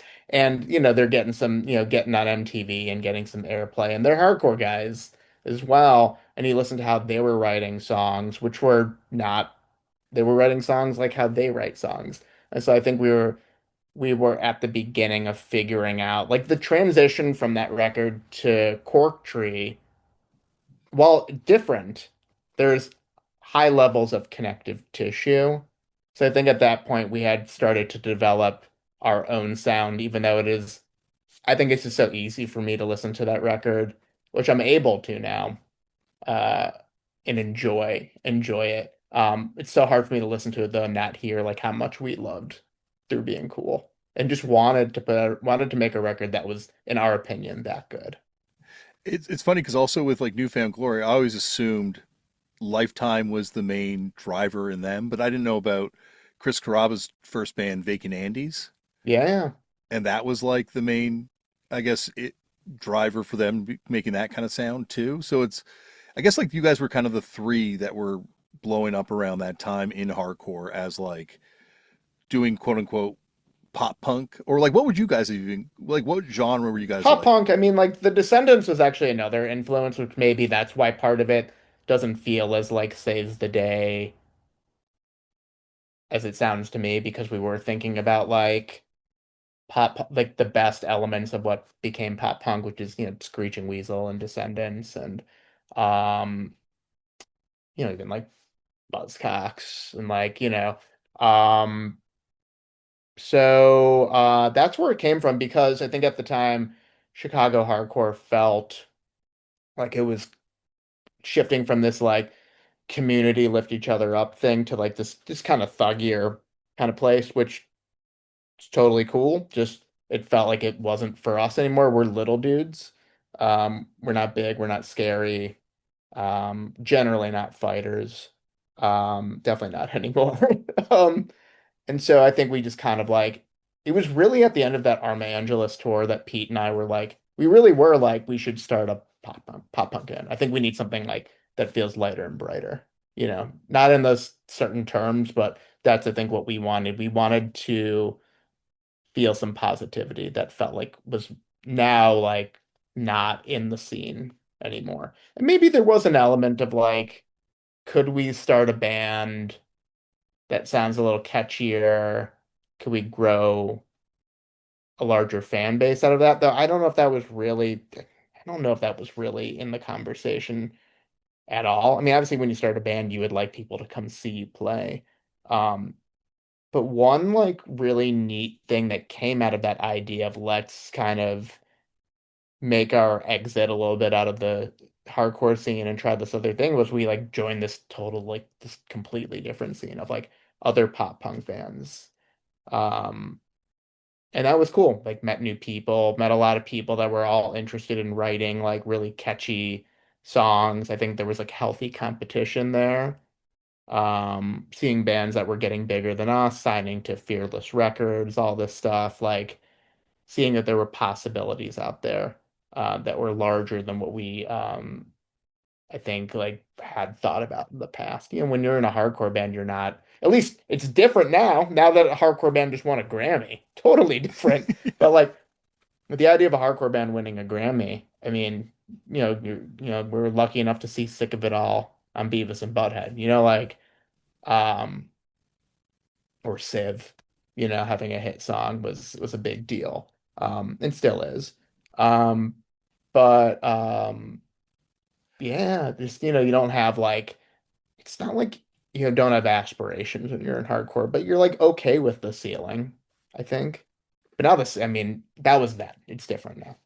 Yeah, like there was definitely like, for every Green Day there was the Jawbreaker Yeah, story of bands that like tried to go for it, and if it and obviously Jawbreaker, everyone realizes like, oh, we fucked up, they're incredible the whole way through, but at the totally. time it was like, oh, Jawbreaker couldn't come back, people hated them so much, and I'm sure they could have, it would have been fine, but it was this sort of Yes. perception that like, oh yeah, you've gone and you left and there's no coming back now, we've closed the door behind you. There are rules. All these rules, they were spoken, by the way. They're not unspoken rules. You know, I remember loving like classic rock and having to hide that I love classic rock and seeing Cave In play with Dillinger, the Fireside Bowl when Cave In was not playing, you know, metalcore anymore. And they asked everyone, "Do you want to hear an old song?" And everyone's like, "Fuck yeah, finally!" And they go, "You want to hear a really old song?" We're like, "Okay, we're getting something off like Until Your Heart Stops. This is gonna be great." And they just did a cover of Dazed and Confused, which was like, I was thrilled. Think it was, I think it might have been like, I might have been watching that show with Jeff Rickley. I think it's possible. Have you had him on Just yet? been on, yeah. Oh, damn it. You can't ask him if I was right, then I'll have to ask him He myself. might have I even think told we're, that story being beside you watching. I don't know, but anyway, go on. Sorry. but yeah, but you had to hide that you like that stuff. Caven was hated, hated. It took I think but you started having those divisions of people that were like, I like the Pink Floydy stuff they're doing, but like back to what you're talking about with like Jawbreaker. Um, yeah, I mean, like, there are some pretty hard lines of what you could do and what you couldn't do if you wanted to be a part of this very exclusive scene. And then there were also like these perceived ideas. It was like, do you remember when Smoking Popes supported Morrissey? Like after they had the breakout single on, Yeah, yeah. Morrissey's, oh, you sound like me. Come on tour with me. I love me, you know? And you think like Smoking Popes are going to get huge from that. You have no perspective that like that's cool as hell. That's not going to like do anything for you. And so like it was interesting to begin to learn like what bigness is or what we think it is. And then along the way, learning what it is by having it happen. And then there is an element of like, and I think some of it comes out of really wanting it, some of it comes out of fear. We were on the Warped Tour in 2005 when Sugar We're Going Down hit at the same time as Chemical Romance hit, and we were on the same tour together, playing the same stage. So it all happened at once to both of us. And the record, Cork Tree did really well. And you have the next record, and you're like, there's the like, we want to top it, but also the like fear. The fear, like, that's it. Plenty of people, if they have a hit single, that's it for them. And so it's just like learning, like coming from a like glass ceiling to a place of possibilities to a place of, oh man, we've achieved this thing that no people did not think. People we were not considered. We were persona non grata to a lot of people, like a lot of bands. People did not want us on tour with them. We had to do some really weird tours that were maybe not for us, but we developed fans off of that. We just, did our own thing until that happened. And then from there, you're kind of like, okay, fuck, this is cool. I mean, it's really cool. It's amazing. But now it's going to be a whirlwind and it's going to be confusing and it's going to be sometimes too much and there's a lot of pressure now. And um, none of that is like new territory to talk about, but having had experienced it, especially like from at a very young age, um, it was so easy to just do whatever like you possibly could do to hold on to that bigness or grow it. Thank God I had like three other guys to do it with, so like it wasn't up to me. And there's enough like, and even with like Neil Avron who did those records and then did our last one, who I like been recently calling our George Martin. Like he's the one that keeps us good. So thank God we had like all of that. We've had the same management for a long time, and but it was, especially in those years, once we all saw how big things it could get, we were like, how do we keep this machine oiled? How do we keep going and going and going? Which then led us to getting burnt out and then having to stop doing it for 4 years. But it's interesting, like in talking to you, thinking about like going from hardcore, going into pop punk, seeing where it could go, going there and then getting to the point of breakdown. Yeah, it's like it's funny because you think about the three of the biggest punk bands to kind of break out, get mainstream popular. They're Chicago bands, right? Like you guys, Rise Against, and Alkaline Trio, and I guess maybe a little bit less so with Alkaline Trio, but like certainly with you guys and Rise Against, you guys are coming out of like the straight up like hardcore scene. Yeah. And I mean, Alkaline Trio definitely had, especially like alternative rock, did really, really, really well, especially on Good Morning, which is such an awesome record. Yeah, lots of good, like great songwriting. I think that's a band that like they just hit, like they became what they became earlier. I think some bands, I always say, pave the road so others get to walk on it, but they don't get to walk on it themselves. They did a bit, but like, I mean, I understand our station and where we're at. I'm not like going, and I don't speak about it from a place of snobbery. I speak about it from a place of, if you were to read the documents, it's been documented, you know. Um, but yeah, it's Chicago's such a good place to start a band. Even if you never like it never goes anywhere, like past Chicago. Like, you know, speaking again about my daughter and her really wanting to find people to start a band with, I worry about that in LA because it's really I don't understand what the scene is. And I'm again middle-aged. It's hard to know, but I talked to you hear the band XCOM? It's like Uh, Scotty. yeah, I've seen them on social media and stuff, right? Scotty Ian's kid, right? Yeah, they're a good band. And like when so, Scott and I did the damn things together, and I've seen his son Revel from born to a teenager who's a very good drummer playing in this hardcore band, and they were trying to do stuff themselves. And Scott, lucky for good for them, Scott was able to hook them up with Ross Robinson. Ross's studio happened to be I was living in Los Feliz, like 5 minutes from my house. So I just went over. Scott asked me to come over, and I met the guys in the band. The singers, at least at the time, was 18. Great guy, great kids, and they wanted to ask me about starting Fall Out Boy and what that was like, and I'm like, I can tell you, it's probably so different than what it is like now. But the singer was like, I was really trying to like build an all ages scene or like find one. I was like, can you do house parties? He's like, you can't really do house shows because all the houses are like right next to each other and someone's going to call the cops immediately before the show's finished. I'm like, okay. I'm like, what about all ages venues? How many are there? He's like, not many. I mean, they're starting to open up some now. I know Lodge Room in Highland Park is killing it with that, but The smell's they're still just going, I think, right? Is it smells going. Yeah, it smells good. But yeah, it's just not like it's just there's no tight knit like punk or hardcore scene happening now. I mean, there had been in the past, obviously, but there's kind of nothing.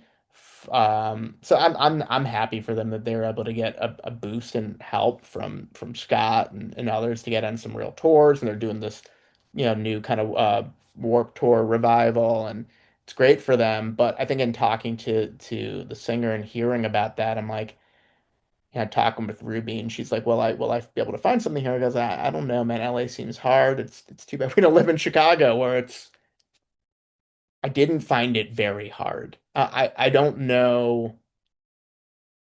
I don't know how it has changed, but knowing what I know about Chicago and the parts of Chicago that don't change in a good way, I would like to believe there's still like some sort of scene. Still, for being a large city, it's still smaller and there's a tight knit element to it. yeah, like I feel like that's the one thing about punk and hardcore. It will it doesn't take much, right? Like all it takes is like one kid that's willing to either get their neighbors pissed off, or Yeah. to maybe get chased off by the cops if they're doing a generator show outside. But like Yeah, there's not a lot of skill necessarily required to do it. It's just passion over everything else. And I think it's been cool to kind of like, obviously I'm not tapped in at all anymore, but I've been yeah, same. watching through my kid's friend, who I will not mention his name. Um, like there is this sort of like scene. I think it's also post turnstile, right? Like so many kids are getting into this, and like Totally. there's You're obviously seeing it. Oh, sorry. no go. You please go ahead. No, I agree with you. And yeah, you're seeing a lot of new hardcore bands, and that's cool. Also, and I like this movement. I find this new shoegaze movement very interesting. A lot of these like Gen Alpha really like it. They're super into it, which I mean, you know, I wasn't the oldest person when shoegaze was hitting the scene, but I got to, I got to grow up with it somewhat. And so I love all the old bands. I just rediscovered that band Loop, who's on Rough Trade. Cool fucking band. Somewhere between, Spacemen 3 and the fucking Stooges. Just like really cool. But it's cool to like see, and like that band, that band Julie. You've heard of them? Uh, Julie, yes, I have heard of them, but I was thinking Julia for a second on No, yeah, Blowtorch. so yeah. Yeah, no, they're like 20, mid 20. I say kids, but that feels unfair. It feels like punching down. It's at mid 20 young adults, from Southern California, really good band, and like they reference like you know the band, do you know the band Henry's Dress? Yeah, yeah. Yeah, they reference Henry's Dress as like an influence. I'm like, whoa, that's like a deep fucking cut. So like these bands like the hardcore bands are deep cutting, the new shoegaze bands are deep. They're pulling from like they're interested in obscure bands, and then they're starting these bands that feel very authentic, which is getting kids to be excited, which is exactly how you get into this music. You're excited by a contemporary band. You build a scene from there, but you're also, while that's happening, hopefully you're deep diving because you're seeing, oh, these guys like Henry's Dress. Well, I gotta find Henry's Dress. What does Henry's Dress listen to? You know, you start doing that kind of like spiral into the void of discovery. And like, hopefully, I'm never a person that was like shouting at the cloud to move about rock music. I'm like, there's no good music anymore. It stopped at like a 97 or whatever. I don't know. Like, I'm cool. I either like it all or if it's not for me, I say it's not for me, and that's fine. Um, it's hard like as a rock musician to not like there was a point in time not too long ago where it's like, oh, there's just didn't feel like a big band presence. It's not that there weren't bands. It's just they weren't like making a splash as much. But now seeing them all collectively splash and then turnstile again, you know, fucking jump kicking a fucking Grammy into the air and catching it. It's cool. It's like it's so great. I'm very happy about that because I it's back to what we were saying at the beginning. It's like just being able to have community because it all that breeds like punk and hardcore. Their community is such like it's the centrifuge of it all. Yeah, and I kind of, And oh, go on, yeah, sorry. no, you please. I, I've talked a lot.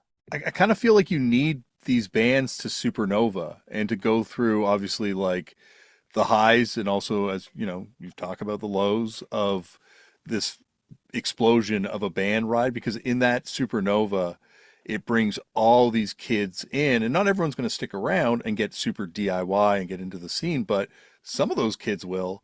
And if you don't have these bands doing it, like, you know, yourselves, Green Day before that, Nirvana before Hmm. that, Turnstile more recently, you're not going to have these things being repopulated, and it's going to become like swing. It's just going to become a complete retro scene that doesn't have new influences coming in from new life being breathed into it.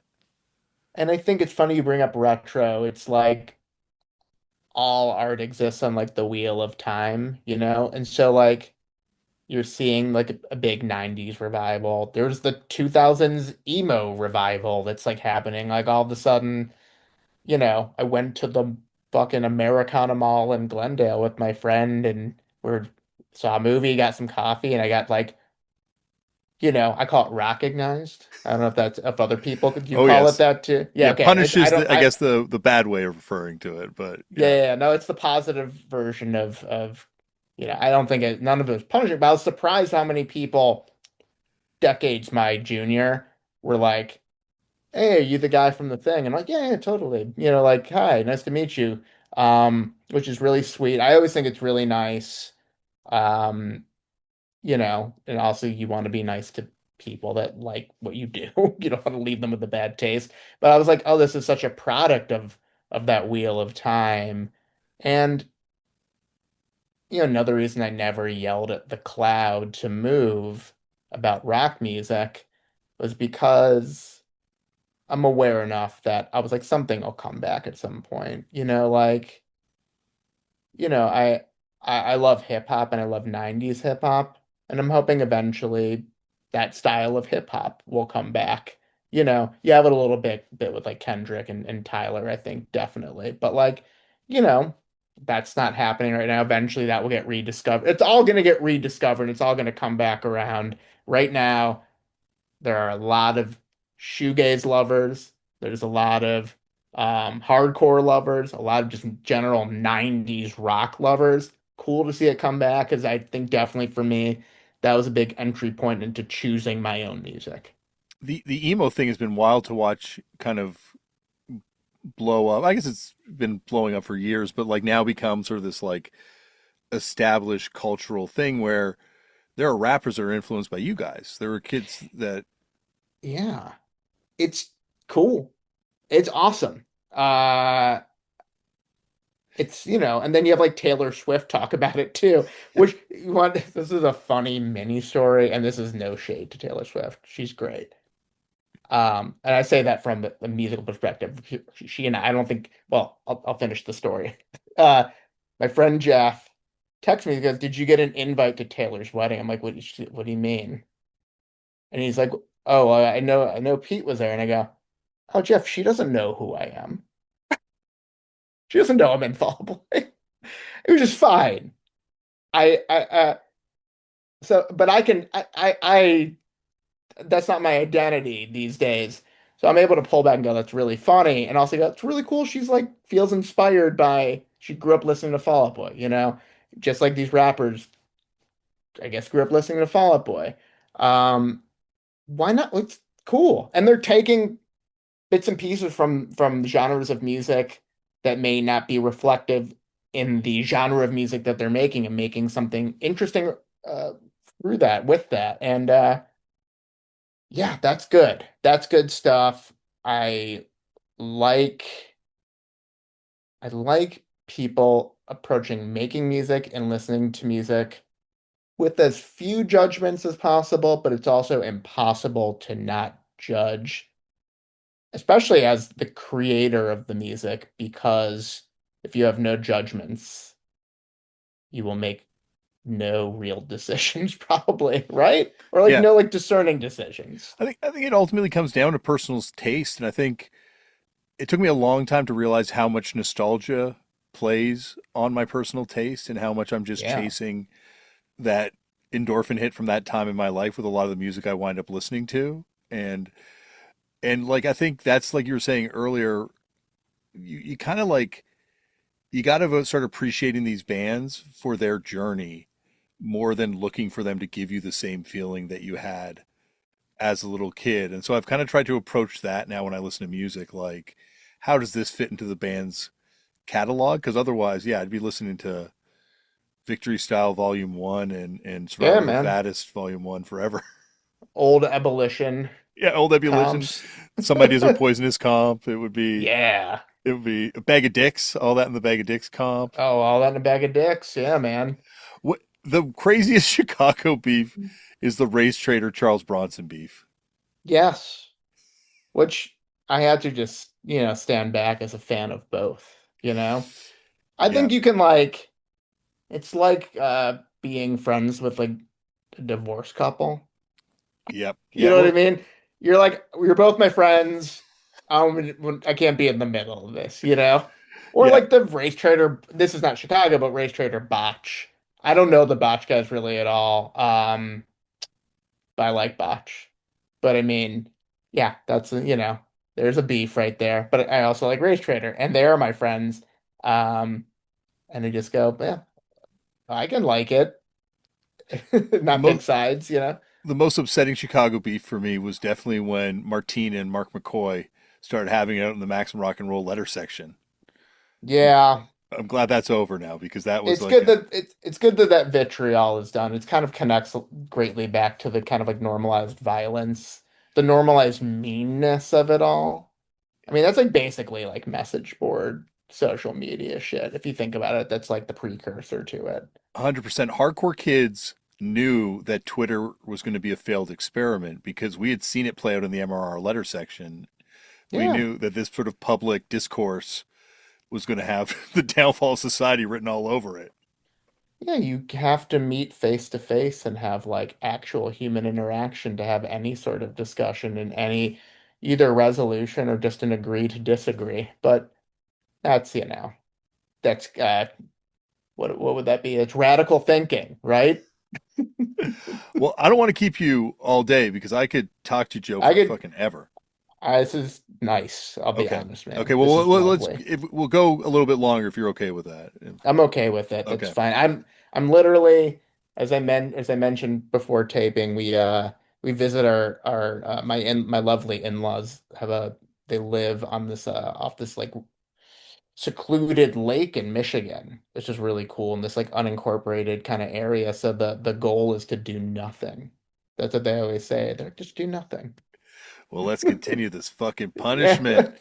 Uh, did you ever consider Fall Out Boy an emo band or think that it was part of that world? Early on with the judgments, I was like, we're not a fucking emo band. We're not emo. We're not definitely not Right to Spring. We're definitely not Sunny Day Real Estate. And I also, I think another known or not known or forgotten about couched whatever element of Chicago is the Chicago emo, which is very math rocky. So you have like Captain Jazz, Owls, American Football.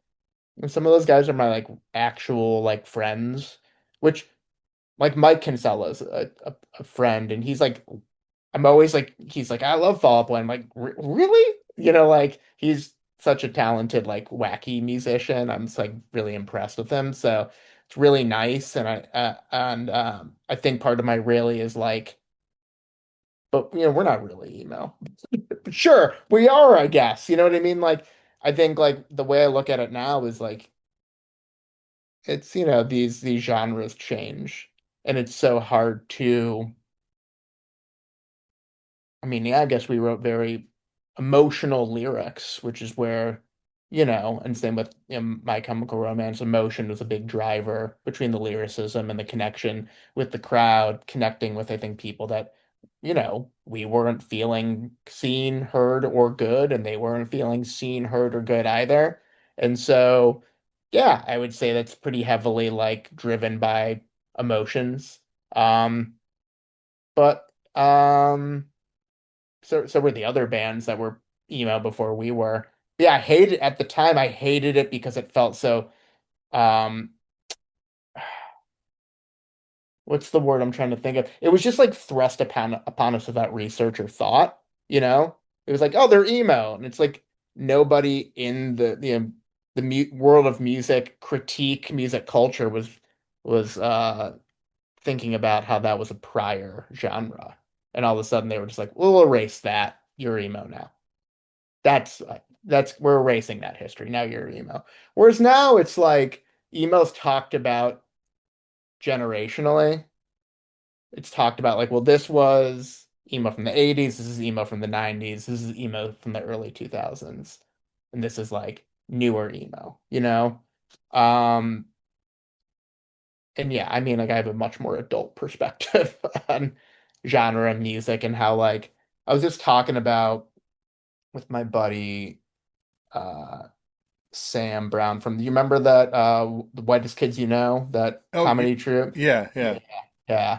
We were just talking about like about genreification and my like qualms with it, but also my understanding of it. Like you have to know like, when you name things, you have to know like that's an apple and it's a type of fruit. And so it's a banana's a type of fruit, but it's not an apple. Like you have to know these things, otherwise you don't know what anything is. And so when it comes back to like genre or art or types of whatever it is, film, you have to know what you're likely to be getting into. But I think with music is particularly strange because it's like, okay, going back to shoegaze, right? Swerve Driver, it's a great band. I don't think, from what I understand, they really consider themselves like shoegaze in the way that My Bloody Valentine or Slow Dive was shoegaze. And then I was listening to Lush, and I was like, I mean, like shoegaze in like that they use a lot of reverb, but like to me, it's more like closer to like power pop music or like Pale Saints too. I'm like, that doesn't feel, like I'm jumping very much into either 4AD or Creation Records, which Yeah. did have the general monopoly on that stuff. But like, I think that was another era where a label was just thrown on and everyone just got lumped under it. And but it's what people need to digest music. They're not going to listen to Swerve Driver and go, "Oh, but this part's very classic rock. Oh, this part's very Soundgarden." Like you're not going to make like a area at a record store for classic rock, Soundgarden, shoegaze. Like that would blow there. You would just probably find a gun and blow your brains out. That That would be my would be record way too store, micro genres, and oh, that's a great name for a record store, micro genres. I yeah, would love that. There's a place in Echo Park out in LA. It's called Pop Overbite, and it's all international music. It's like, I bought like they'll have like a Siberian like psych section and shit. It's like every record has a QR code on it, so you can like give it a peep on like YouTube before like 'cause, half of it's written in languages you cannot decipher yeah. unless you speak the language. And I love how like it reminds me of like there's a restaurant in Alphabet City in New York called Porchetta that only sold porchetta, either a plate or a sandwich. I love like that's very New York to me. It's like one thing. So micro genre, oh, that'd be great. We should work. I We think we should do should it. do Let's it. do it. I don't know why I'm a part of it now. It was your record No, you store. can believe me. I need someone to help me organize this thing, and you're definitely figured out the band thing a little bit better than I have thus far. So, I um, don't know if that helps with the record store part. Maybe with the that's true. financing element. Yeah. Um, I feel like it's interesting when you like think back to like that, like you're talking about. I guess it would be almost like the third wave of emo stuff in the early Yeah. 2000s. And it's like you guys, My Chemical Romance and AFI to me that are the bands Yeah. that's kind of what people take up at it. Even the fashion of it and the eyeliner obviously as well, like Yeah. has The become hair. Swoop hair. so synonymous with it to the point that my kids think Papa Roach was an emo band because it kind of has the Mm. same aesthetic vibe to them. Even though we were like, that's like, later, that's like not core new metal. That's like later new. Yeah, post new metal, I Yeah. guess, and it's like Post new metal. Well, it's like emo 2000s emo, like early aughts emo rolled back around the wheel at the same time as like I think people had really negative perspectives of Linkin Park, of Korn, of Limp Bizkit, and but it's not seen that way now, which is great. Like these bands, you stick around long enough and the you'll be seen in a different light. Like Phil Collins was so like ripped upon, but like I can't imagine ripping upon Phil Collins now. You know, I'm finally ready to say that, I prefer Phil Collins' Genesis. I'm very fine saying that. I love Peter Gabriel, not his Genesis. I just can't do it. I'm okay with that. he's our Genesis, the Phil Collins era. Yeah, I he's our think. Genesis for Yeah. sure. I can't dance. I remember walking around with Yep. my headphone with my Walkman just around the neighborhood listening to that. Um, but yeah, it's like, I think outside of Kenny G, and I mean this seriously, this only got brought up with my brother-in-law in conversation because he lives in Hollywood, and all of a sudden like a big SUV is driving by, and Kenny G is filming a music video in the SUV, like with the oboe. And I was like, he's the only guy that's never like gotten his like coolness due. No one's ever like, you know what, Kenny G's all right. Like he's just always kind of the butt of the joke. I don't know, maybe I, he's not the butt of my jokes, no, I and I will met him say. on a flight Yeah. one time, and he was super nice. He seems so nice. Yeah, He's just a like talented musician, not for me. no, And I mean same. that like I'm not going to listen to Kenny G, but he's for a lot of people. But yeah, like so but I understand why your son would go, well, yeah, that Fall Play My Cam, AFI, Linkin Park, Popper. I would get why. That would because it's not too dissimilar in era, it's not too dissimilar in angst and emotionality. Have you ever met Jacoby from Papa Roach? I did. He actually, when we were on a tour in Australia together, like a festival tour, Yeah, and I met him a couple times. Super nice dude. he's so So nice. nice. And I'm like, do you want to come on my podcast? Like, I do this podcast. I've always wanted to ask you about that striped shirt in your video. Like, and he's like, yeah, I'd love to. Let me go to the gym. And the song that is that's a harvest riff. Oh, that's true. They do have that harvest riff. I totally Yeah. forgot about that. Yeah, Yeah. yeah. Yeah. And Sorry to mean to interrupt you. I just no, please. had to bring up harvest. And so he's like, I'm just going to go to the gym and then I'm going to come back and I'll come to your room and we'll do the interview. And I'm like, great. I've never seen him again. Um, I think He Jacoby's might has have got. disappeared. Like he might have been replaced by like an imposter at this point because Oh no, I don't know. he's. I hope it's him. I was listening to Tim Heidecker hosts InfoWars now. Yes, I do. Yeah, I see it. So I watched the episode, and at the end, you get a collar, and a collar. Oh, because in the episode, he talks about the breaking news is that Alex Jones had in his car popped, meaning his body popped and gore went everywhere. So they're Yeah. trying to figure out like what really happened. And at the end, he's getting calls, and one of the calls from someone that says, "Hey, listen." That isn't like the Alex Jones. There's been a bunch of Alex Jones. He's like Bozo the Clown. He's like a character and it's just different. So maybe that's Jacoby. Like Maybe maybe that's he's like Jacoby. I'm saying he's Bozo in that he's a joke. I'm saying maybe he's just a character. No, but yeah, he's a nice guy. When I was still on social media before I realized it was making me very, very upset all the time, just naturally upset by just looking at it, regardless of content. He was posting gratitude lists, and I thought that was really Oh, that's nice, like a great. really Yeah. And thoughtful thing to do. Tim Heidecker was in the pre-Digger band. Yes, and wasn't Eric Wareheim in Ink and Dagger for a second, or is that a myth? No, and I heard that he was standing beside Sean when Sean threw the yogurt at Earth Crisis. No, That's what I've heard. I would love to ask him. Have you read the unofficial history of Hardline book that came out? I know of it. I haven't read it yet. I have a stack of books, and I'm afraid that if I get it, it's going to continue to stop me from reading books. But I'll probably just buy it just to know I have it for safety. It is one of those books that you're like, I feel like sometimes parts of the 90s were hardcore were a fever dream because it's just Yeah. so weird. And then you're like, oh my God, no, it's all real. It's all part of Yeah, I mean all that's like existed. the legitimate criminal side of I mean, speaking of like Antifa, that was the real shit. Yeah, The going up and what blowing up like fucking fur factories and makeup factories and just doing like, crazy shit. I'm McDonald's. reminded of Hardline.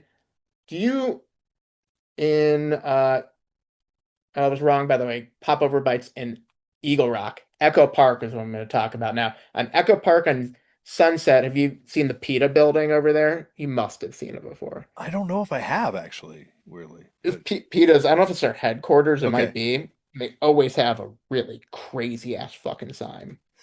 Crazy. I mean, like, I love being for the animals.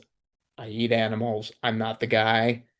But there's pony rides in Griffith Park by our old house. I remember taking I think it might have been my younger daughter at that point because my older had grown out of it.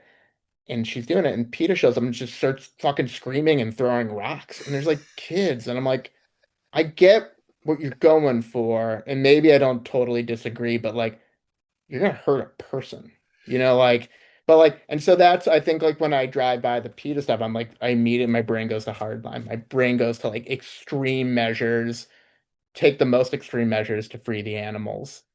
And I don't know, sure, Not justifying throwing rocks at children, but yeah, if PETA had some sick mosh parts on some records they were putting out, it yeah. might make it closer to Hardline and somehow justifiably cooler. Yeah, I might like it more. I Yeah. might feel more like I feel some odd nostalgia. Again, back to like the normalization of violence. There's like it's both a very logical realization that this is very bad and an emotional component, but also the part of me it's like, yeah, dude, but that was our thing. This is our thing. This is our this is same child, Zeta is her name. She asked me what our culture was. I'm Jewish. My wife is not Jewish. And I started talking about, like part of your culture is, the rich Jewish culture. But I was like, yeah, but part of your culture is hardcore. Yes. And Yes. she's 8. She's like, what do you fuck? You're confusing me. And I'm like, Jewish. You're like, this is the Raid 7-inch. Ignore the sketchy pro-life lyrics, but listen to the rest of this thing. Yeah, our culture's not one life crew. That's extremism. We don't identify with that.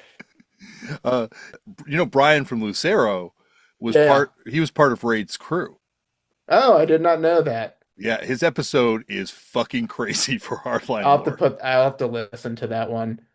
I mean, I've listened to a fair amount. I'm not I'm not a completist of anything, so I need to become a completist of your podcast.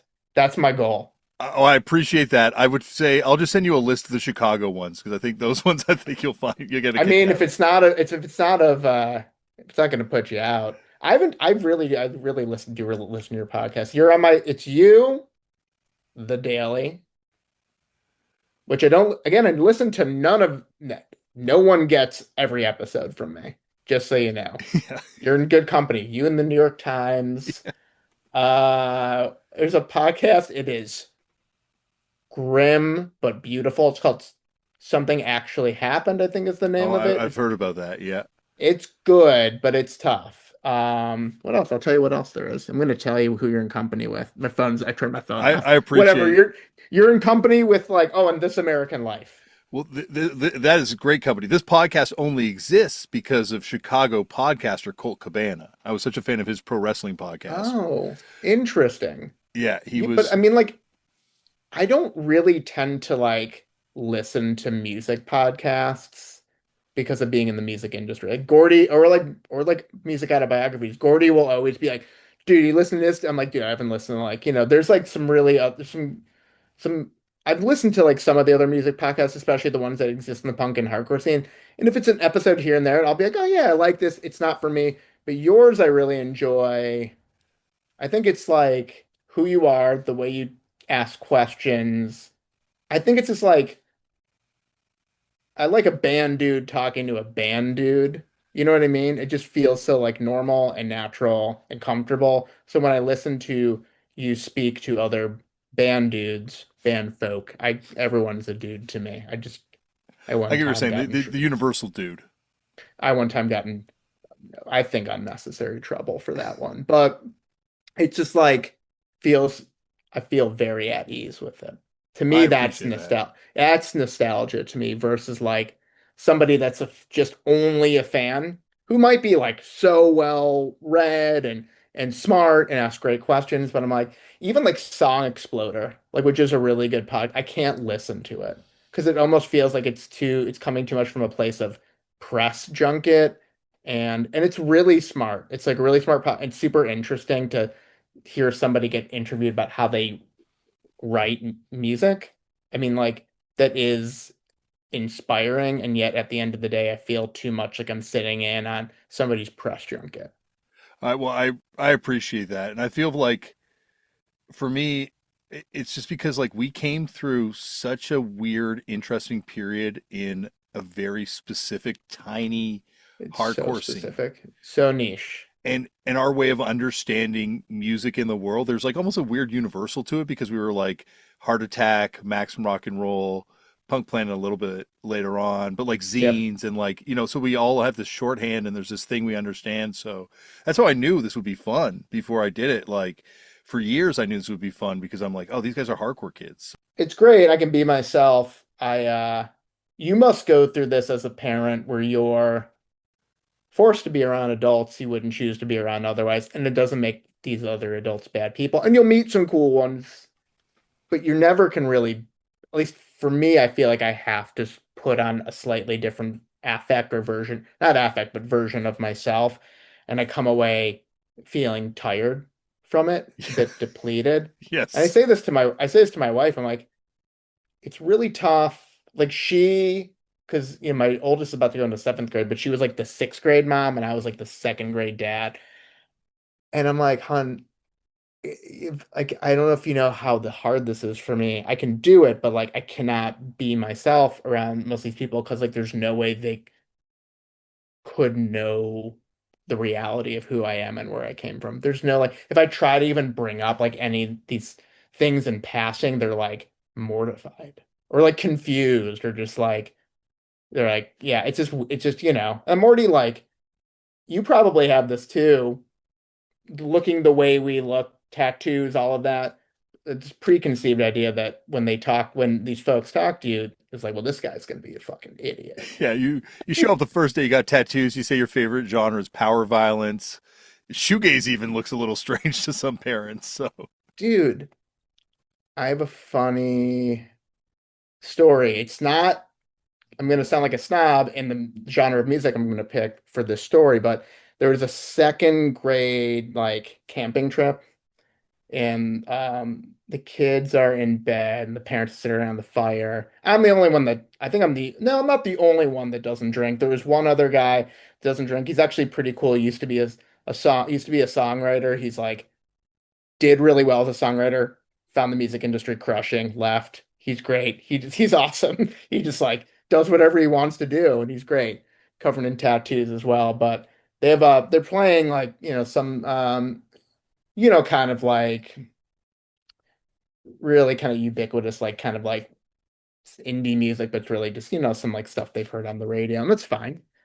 And inevitably, I always get turned to as like, well, you should pick the music. And I'm like, shouldn't pick the music. But here's what I'm going to do. Let's put on Lee Morgan.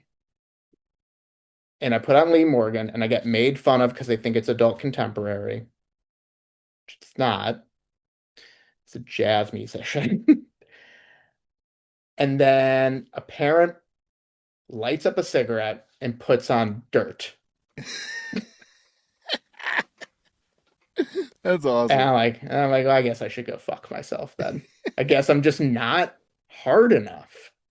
Um, and yeah, I guess in that moment it's like I feel as misunderstood as I would if I had put on, All Out War. Like I would be misunderstood no matter what because even the like reason I will listen to jazz more than anything is because I feel like I've done my time being physically and sonically pummeled. And it's not that I don't love once in a while throwing on Destroy the Machines. I'm gonna only reference Earth Crisis from here on out. But overall I have to like calm my paras my nervous system. My parasympathetic nervous system. I need to CBT myself with music, you know? Yeah, because like Um, most parents, I find they want their nostalgia hit too, so they're going back to what they listened to in high school, and what we were listening in high school was really different than what they were listening to.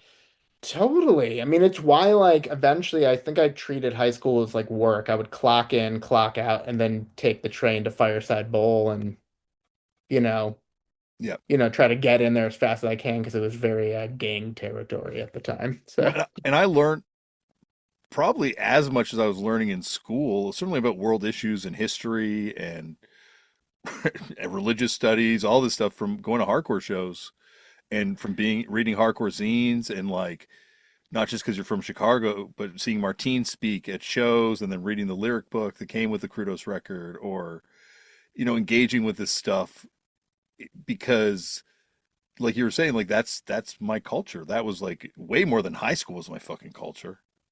yeah, I think high school is more of a social experiment that's pretty failed overall. It's a way to like, if like college is what you need to go to next to seek a career, it's a stepping stone. But yeah, I think I learned more from Money Mustofi and his sister Beta, who are super invested in like historical and current world issues and enriched me through that and others as well. I mean, so many like hyper intelligent people were in the scene, so I think it fostered intelligent thought, great comedy. Like everyone loved like, we were all watching Mr. Show. We are all, like we're all like being influenced by things that are overall really smart, but also enjoying being very stupid all at once. It's pretty well rounded. Well, Joe, this has been awesome. And anytime you want to come back on here and Thank talk you. about punk, hardcore, jazz, shoegaze, you are always welcome. I appreciate it. Thanks for letting me yak.